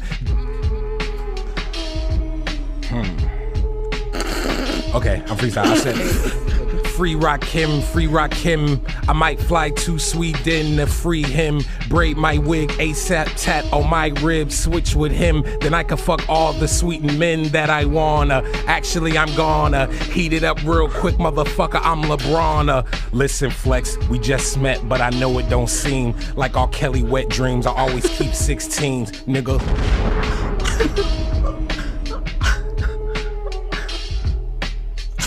Me and Flex looking in the index for buff net niggas just for some hot butt sex. What made you go with that verse? I don't. What made you go with that verse? I got a little cousin, when I die, he'll probably take my estate. I always tell him being self and always strive to be great. No. My mama a dealer, her son crack, nigga. What's that, nigga? Facts, nigga. Why when they mention black businesses, they never mention me, dog? I don't know, please see me. Cause if they talking M's, golf did 17 and 18, motherfucker. And that's just one season, Stocks that I own. How much stocks do I own? All of it, the whole bird. That's my broth in the bowl, nigga.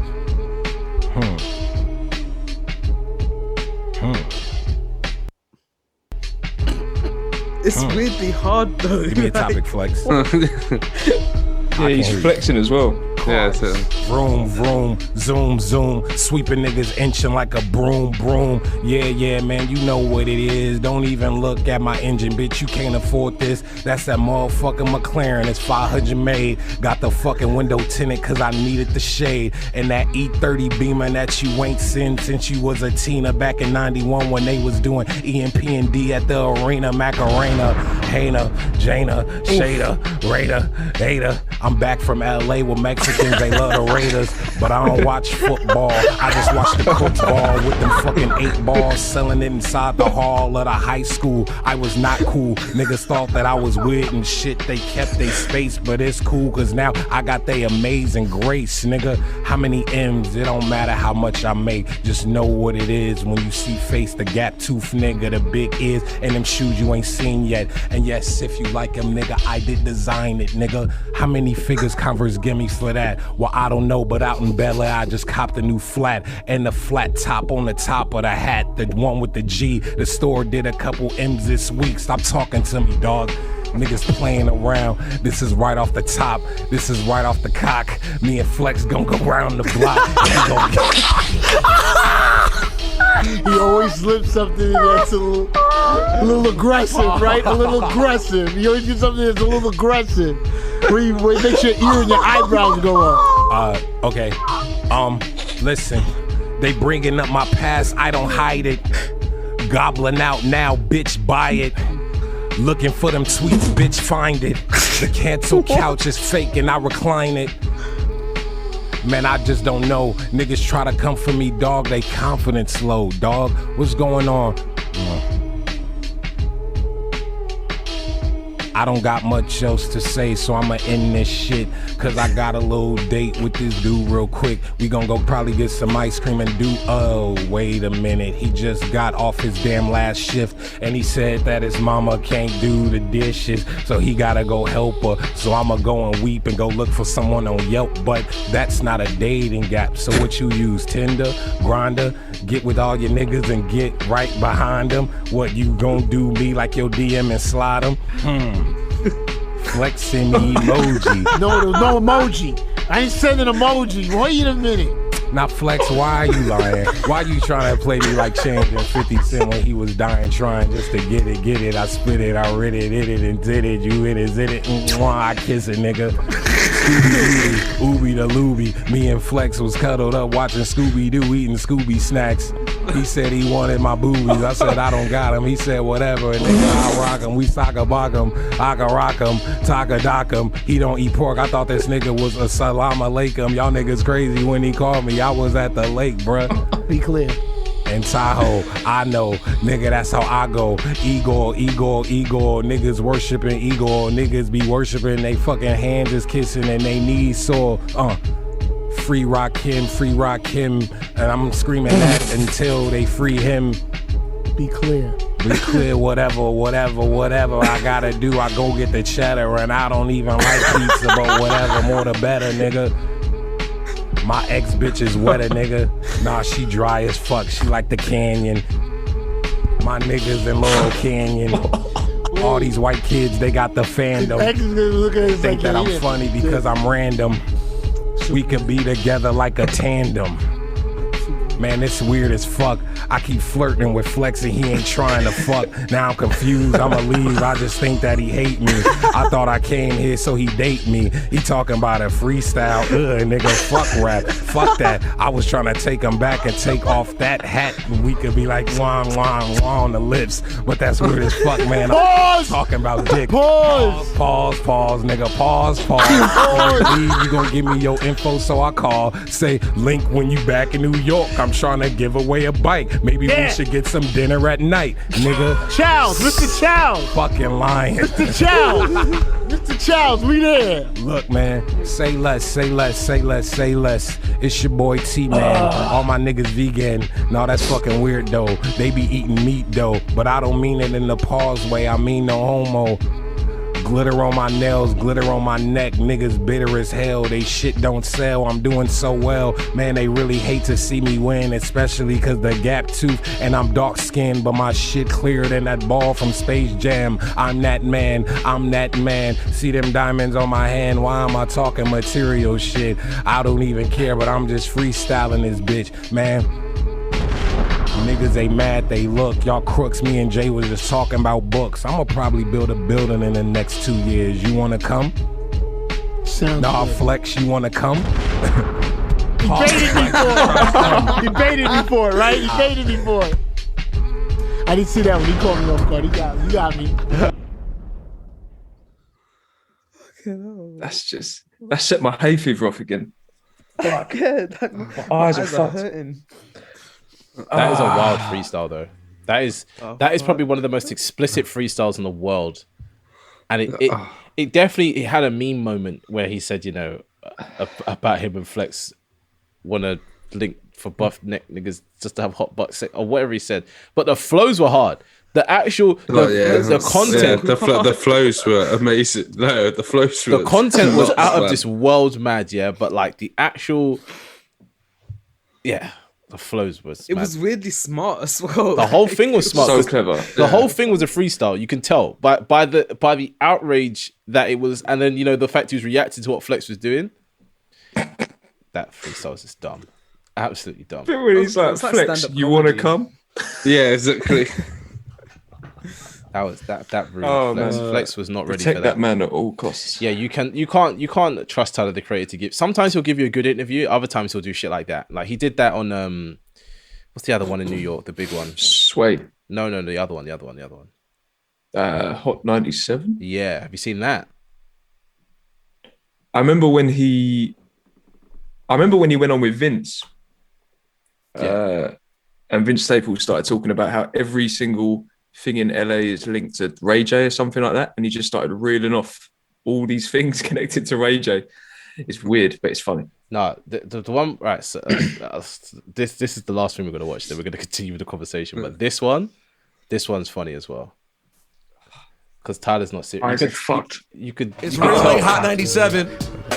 When Vince Staples shows up, he raps. Vince Staples goes hard, and then Tyler comes in and starts saying a whole bunch of things. Oh yeah, no. Yeah, I've seen it. Why are they together? So what a random duo. Yeah. So, You ready, Vincent? Yeah, but man. Vince used Here to we hang go. with Vince Staples, really Hot 97. Let's go. Oh, Just a second bar. I can't count them like that, so I gotta figure it out. All right, here we go. Yeah. Ain't no mirrors on the wall, just a text from all the hoods trying to show you who we are. Hoping that we understood. Never seen no shooting star, but I done shot from out a car. And the question with my thoughts, is he dead or is he good? Questions floating over tattoo heads. Cloud of judgment, death is plunging in this small field there. I watch my feet cause I ain't trying to kick the bucket while I walk across the creek. Cross my heart, but never hope to die in case they plot on me. Any young who got a gun feel like he won a lottery. They feeling death with no regrets. It got me sorry for my seed. Hope he grow to be a leader, cause that's been a dying breed. Hope his father and his mama still alive to help him see. See my name on the marquee and niggas die within a week. So I be ignorant to think that he can keep me out the streets. If he choose to let him be, gotta make it on his own. But if he You can't do that. Alright, hold on. You can do whatever you want. I got too many verses, I'll be forgetting. Vince Staples, ladies and gentlemen, freshman 10, in case you're wondering. He's a freshman this year. Alright. Young Vincent, Long Beach.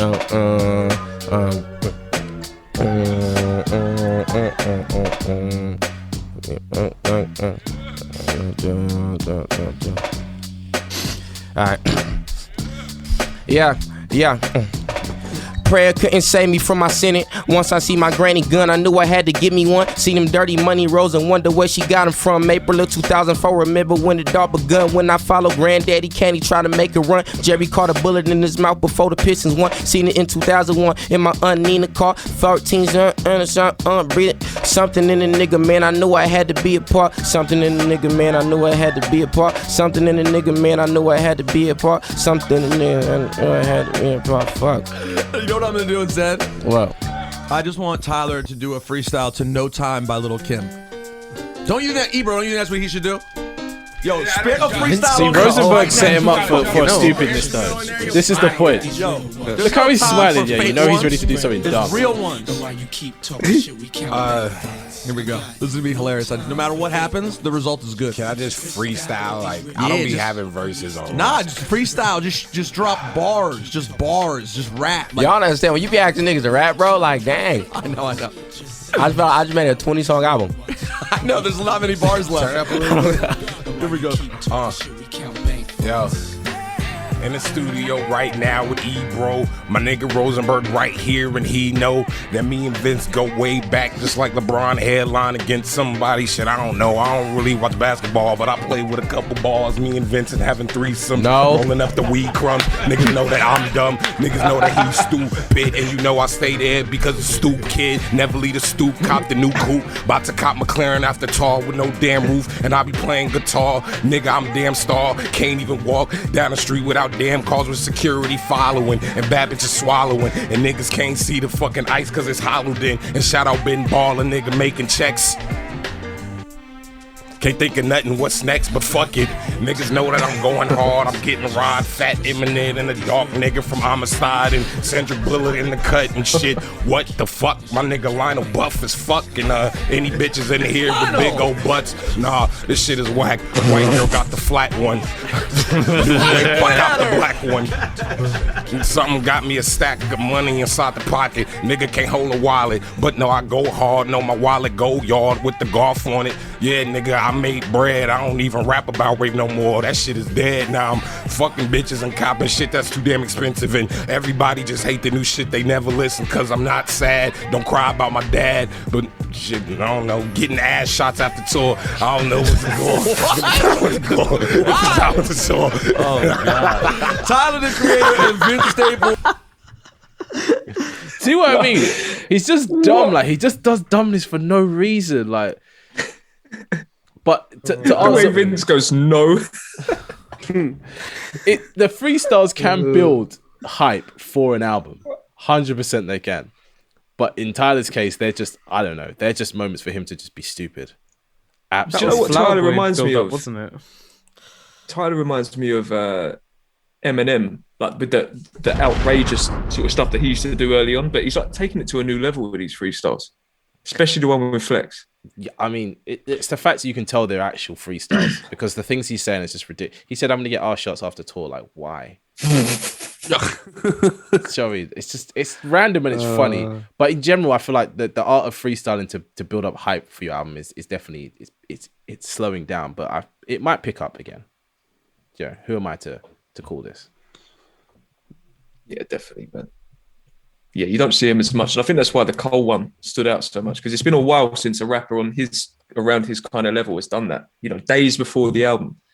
It just made the sort of those 2 or 3 days, the anticipation just went right up for me. Well, it's just going to push people to listen to it, because it's like you're not going to be able to listen to this on streaming. Do you know what I mean? Like, you have to go listen to this freestyle, and it but exactly like it's intended to do. It builds hype. Yeah. But I feel like most people definitely now are geared towards live shows. Like that's all they care about you doing and engaging in. The album is secondary to the live show for some reason, because some people only come to the show to hear a couple big songs at the end, which is odd. Well, that's what I was going to ask you is whether the live show enhances an album and comes part and makes it greater. Because I mean, I've had a couple of experiences where I've seen a band live or I've seen an artist live, and I definitely appreciate the album a lot more. Yeah, I had that with Sam. It cements it in history, doesn't it? Yeah. 100%. Like Run the Jewels 2 with me and Sean. That cemented that as one of the most incredible albums I could ever see live, basically. It depends if they bring the image you of into them the two world. on stage, like back to back, arms folded, imprinted in my brain. They just came out like that, and we're like, "Whoa!" You lived the album experience. DMC or something. That's the thing. Depending on how well choreographed the artist is, or whatever moments they try to have happen in that live show, can make that a really interesting performance to see. Because when we saw J. Cole, however many years ago, there was no production value, nothing. It was just a DJ and him and the mic. But with Watch the Throne now, that live show is a madness. Do you know, like the lasers, fire, everything coming out the ground. It's insane. Obviously, listeners, you're gonna, it's not to spoil the content calendar, but you guys are gonna hear about our live show experiences eventually. But live shows, some albums are about live shows. Travis Scott's ones as well. When he just makes like a ride that would be an experience. What the hell? Most definitely. And that's the thing. Like I said, albums are geared towards live shows now, or most are albums that are albums like Astroworld is. Well, Kendrick, he didn't drop his album because of that. But he wanted to perform it at Glastonbury. I wonder what that experience is going to be like, though. Do you know what I mean?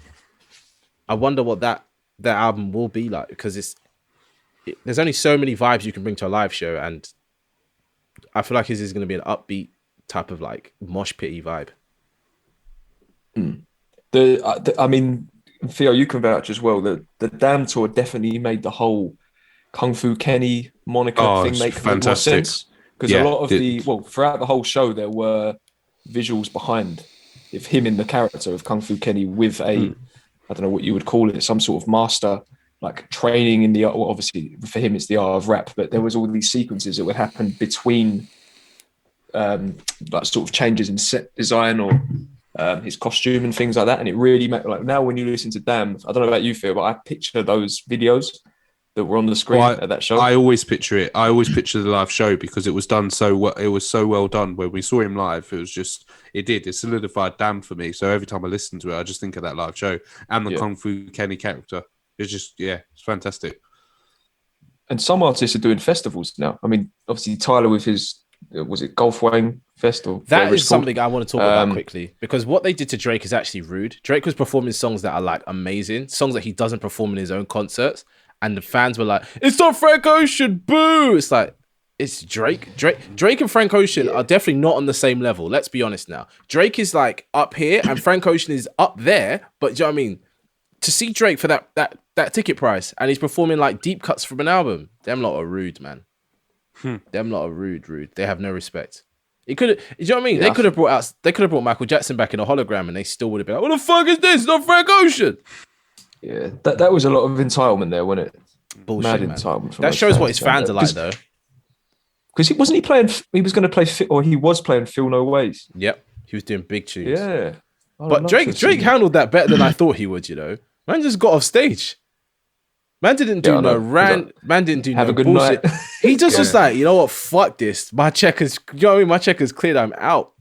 But that's the worst bit about that is when he says something like, "Do you want me to do one more song?" And they're like, "No." And he's like, "Okay, have a good night." And walks off. It's like so deep. That is so bad. That shows you what the generation of artists is like, man. There's just Drake's had enough wins in his life, so that's still mad though. That's to me that when I saw that, I was like, "Are you guys all right?" Like whoever was in that crowd is mad, like actually crazy in their head.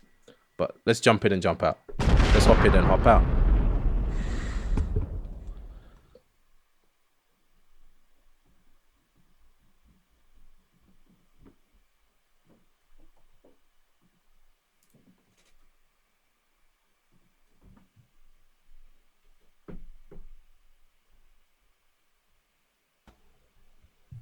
Oh my god, you guys beat me in.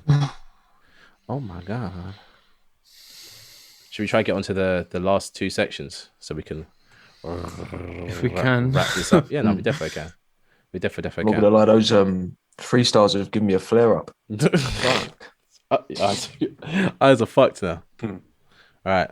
Jesus Christ. There was just one other quick one as well, is that Slow Tie has now got its own festival as well. And I wonder what that's going to be like in relation to the album as well. That would be interesting.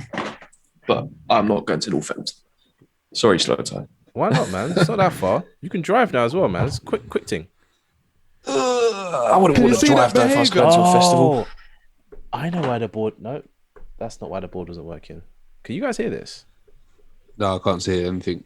What the fuck? Why is it doing this? Sorry, go on.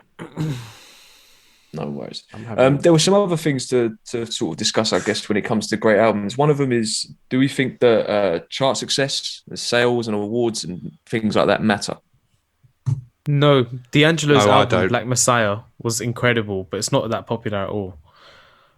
Very true. Lots of Bjork albums, they don't have that close to 1 million sometimes, but they're incredible. Very true.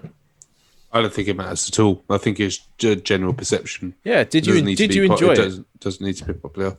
Yeah, did you enjoy what you listened to? Yes or no? Yeah. That I think Awards that's don't matter either. They just bring the album to your attention if it hasn't been in your attention yet. Why are you trying to take away Macklemore's fucking achievements, man? It doesn't matter. No, It's just it doesn't matter promotion. at all. Macklemore's the best rapper alive. I mean, like It's trash. It's true though that awards don't matter, because talking about like chart sales and like numbers, you only need to look at Weeknd's album, and yet the Grammys just ignored him completely. Like, and He's had enough promotion. He did mad numbers on After Hours, and yet they just ignored him. So he's just Nowadays, for it's me. not about get the radio playing, get the Grammy, da da da da. It's like, are you making a living off this? Are you able to sell out your own tour? If so, well, yeah, everything else comes as a bonus. Because I feel like there's so many people out right now as well. There's how many very, very good rappers or very, very good artists in general competing for one genre of music. It's impossible.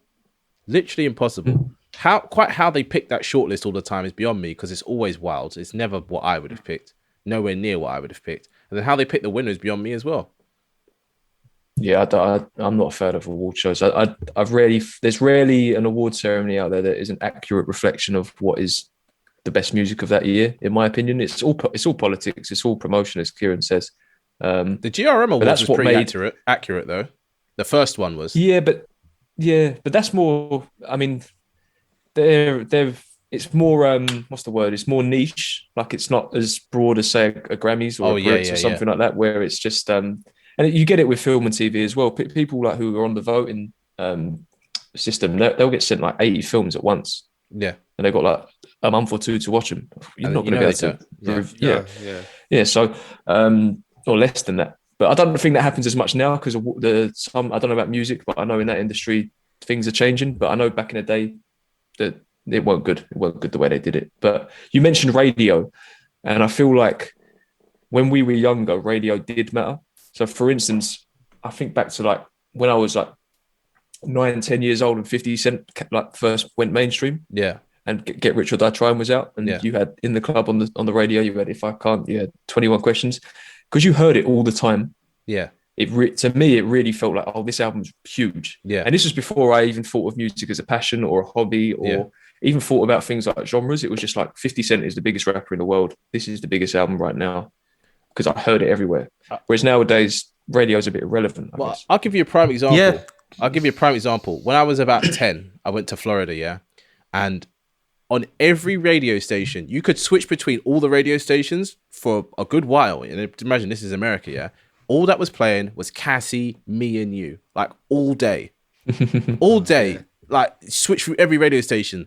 And it was like, okay, I guess this is the best song out right now because everyone's playing it. But it's like nowadays, if I turn on the radio, I don't even know half that music. And to be honest, I don't think that music is anywhere near good or even really getting the same shine. I feel like it's... The most popular music is not the greatest music right now. No, exactly. It's wild to me, though, that what plays on the radio is playing on the radio, But people that make really good music want to be played on the radio, even though their album or their songs won't fit on, you know what I mean, on anywhere. There are exceptions though. Kendrick and Frank. Oh wait, maybe not Frank. And I remember anymore, Pyramids playing but on the Kendrick radio for once. sure. The whole Yeah, thing. not as well. anymore though. The That's whole like thing. when Frank came out. Yeah, he was radio. Radio's tough Kendrick now, though, though. like Dan was all over the Yeah, it radios was all with over like the radio. Loyalty and Love as well. That's what I'm saying. I yeah. feel like it's different Humble. now. It's different now because like sometimes if an album was really good, the show host would be, I'm just playing the album for the whole album. Whole hour. My whole hour is going to be me playing this album. Now, no chance. Big song. Nah. That's it. Done. One song and done. Back to the regular A The new radio for me these days, or the impression that I get, is playlists. It's getting your song on a playlist. Because if you get your song on a big playlist on Spotify or Apple, whatever, and because a lot of people don't listen to albums, they will just. This is you know, one they'll thing just I shuffle. rate. So, you know, New Music Friday. Whenever I see the first 2 or 3 artists on the New Music Friday playlist, I'm like, okay, cool. So they're actually getting like the green light from Spotify. They're getting the promo at the moment. These are the big things to check out. But now it's like for me, I rely on the algorithm to tell me what to listen to. So say I like a song on an album, like a new album. I just go to radio, and it will populate that radio station, like, you know, personalized Spotify radio station with like new music that I haven't heard, old songs that I like, and that's how I find a lot of new music now, or a lot of new artists. But that's what I do as well. I think it's brilliant on Spotify. That's how I found a lot of different artists. Like you said, you go to the song, you go to the album radio, and that's it. Or like my dailies. There's the daily playlist for me Yeah. is where I really, really do find a lot of like these newer people. But I don't listen to the radio. Like I don't see the point anymore. And what about reviews? Because I feel like my opinion is, I mean, we've already discussed this before. I don't really read reviews anyway, but I don't check scores or anything like that until I've formed an opinion. So I'll listen to something a few times, and then if I feel like checking a review, I will. But I feel like the traditional review, so for example, from the likes of a Pitchfork or somewhere like that, has kind of been replaced by these YouTube channels, like reaction/review channels. I feel like people respect and take into consideration the opinion of, say, a Needle Drop or a Sean C or Dead End Hip Hop. There's loads of people out there than they do a Pitchfork. Might be wrong. What do you think? I definitely agree with that. YouTube creators or reactors are definitely taking over in terms of reviews. I think in the past it was always like your Pitchforks, your Enemies, your I can't think of Kerrang. Yeah, I'm trying to think of all the big names. Whereas YouTube, It depends on the creators genre, though. definitely taking over. This is the thing. Yeah, I think for like rock and alternative, Pitchfork's still relevant. Maybe not rock anymore, actually. But like hip hop for sure. Pitchfork, whatever they say on hip hop doesn't matter. We were looking at their hip hop albums, and they were given like the crappiest albums, like 8.6. That's what I'm saying. There's no reliable source for hip hop reviews, and it's not like, oh, hip hop is all subjective and whatever. There's certain things that make albums good, and there's certain things that make albums bad, right? And that's kind of like the crux of this conversation.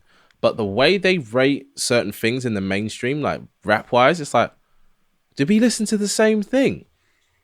I don't think we did, you know? And then I don't think they're authoritative voices on like hip hop genre. They should get other rappers that are like retired or whatever out of commission to review new rap and all, because exactly certain people, certain rappers, certain old heads will be like, oh, I don't like the way he's singing on that and whatever, and other people that are more open-minded and whatever will be like, no, that guy's, you know what I mean? There's certain people that listen to newer people and can hear stuff differently. Well, it's that Q-Tip quote from that song. What's the quote, Sean?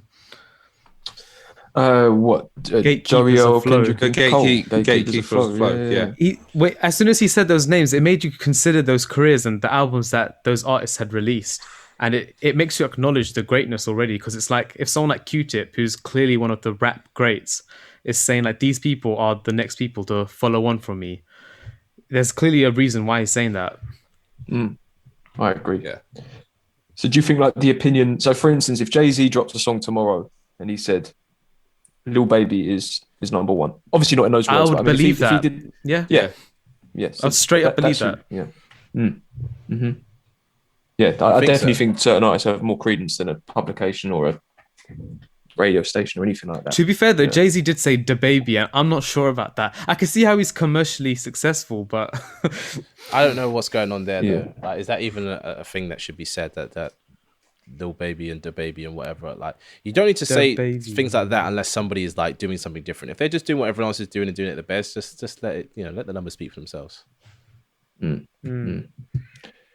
So I guess to kind of round all this up, like we've discussed like various different aspects, and there's some that are more important than others. But I feel like the one thing for me that stands out when it comes to something being a great album or one of the greatest is it has to stand the test of time. It cannot have its moment and then die out. It needs to go through the generations of music and not necessarily get better, but never become dated in a sense. But no great album, you go, oh yeah, it was really good then, not so much now. Yeah. Am I wrong? No, you're right. I don't know. You're not wrong. And I also think it has stand the test to. of time. This sounds really, really odd to say, but it has to be an album that anybody can appreciate, whether or not they like that genre or not. If that makes sense. yeah. So Universe, because the word we're universal. going for is great, not good. And I have 3 great albums, that I'd like to suggest to the listeners. Go listen to Subtract's first album. It's spelled SBTRKT. It's like a little thing with a guy with a mask. It's brown, yeah. Listen to that album, top to bottom, amazing. Tame Impala, Currents, amazing album. And then Good Kid, Mad City. Those 3 albums, doesn't matter what type of music you like, you're gonna like at least one song on those albums, if not the whole thing. True. See, I don't know though, because I'm trying to think of. So something that keeps bringing to mind is Danny Brown's album 30. Yeah. Right. That is not. If you're like new to rap and you stick on that, I think that would be hard to take in. But That's that, because to of me, his is a great voice, album. though. That goes into what we were saying about what makes a great rapper, is uniqueness and all this kind of stuff. And that's one thing Danny Brown has going for him in abundance. Is the content's different, his voice is different, the beats were different back then, but it's still a great album.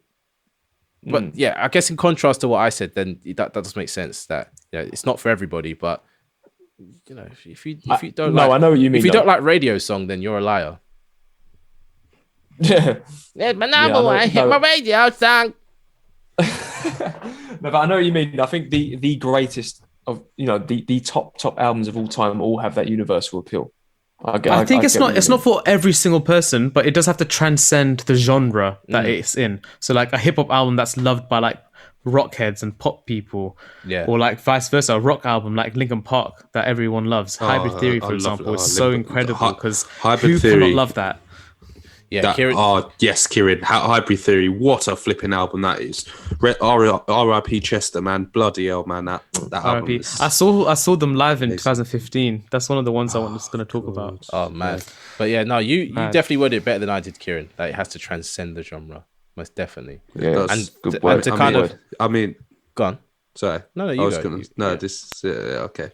No, this is a bit of a left one, but you could apply this to Nando's, man. What? Go on. No, go on.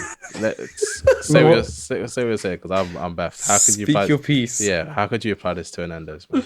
No, of course, because it's got to apply to everyone. It's like you've got a basic chicken there. That basic chicken that's just. I want it to be straight gangster. But it's true. It's true though. Like the album's got a standard. Let me get my straight, man. The album's got to stand the test of time, man. And you don't want no little beige salt and pepper chicken that's not doing anything, man. You want that peri.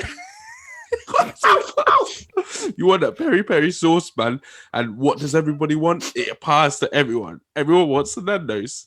A Nando's, man. Munch on that shit. Munch on that peri chicken, man. Stands the test of time. That's what a great album does. So you edit the fuck out of that. You could just keep going back to the restaurant. Exactly. Still go back to the restaurant, and it applies to everyone, man. You can have your lemon and herb. You can have your medium. You can have your hot, man. You can. He's not even drinking the gin this time. That's the part that's getting me. No quiche, no gin, nothing. This man is just coming no in. quiche. Sam said no quiche.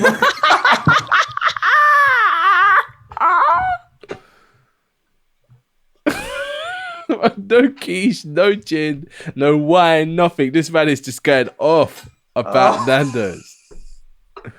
I cannot deal with this I think guy. we need to cut there, Joey. Just No quiche. Man said everybody upgrade to the Nando's. It's true though. Everybody loves the Nando's, man. You love quiche, and it stands the test of time, man. Who's not thinking, oh yeah, let's get a nice Nando's, man? But you don't want some little plain boring old chicken. You want a Nando's. Listen, Kieran Shaw, who's your mate? look. Who's your mate? Because it's not This my is, mate no more. coming back to what we said about complexity, your little analogy there, I'm going to be thinking about that for years to come. There's going to be new interpretations. Every time I go Nando's, I'm going to be thinking, oh, fuck. Man. What makes a great album? Yeah. Well, you think about it. Good Kid, Man City stands the test of time, man.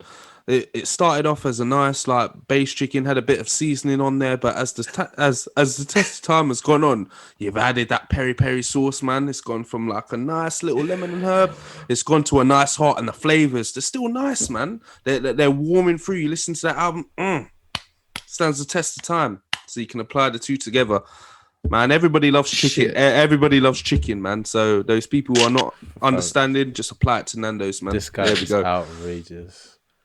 Honestly, this A guy. variety of flavors. Yeah, trust me. Hey, this is Kieran and thanks for listening. Shout out to my Indian people, I see you. Don't leave without hitting the link in the podcast notes to join our Discord server, where the discourse of our episodes continues. We've got curated playlists and more for you to check out there. Namaskar.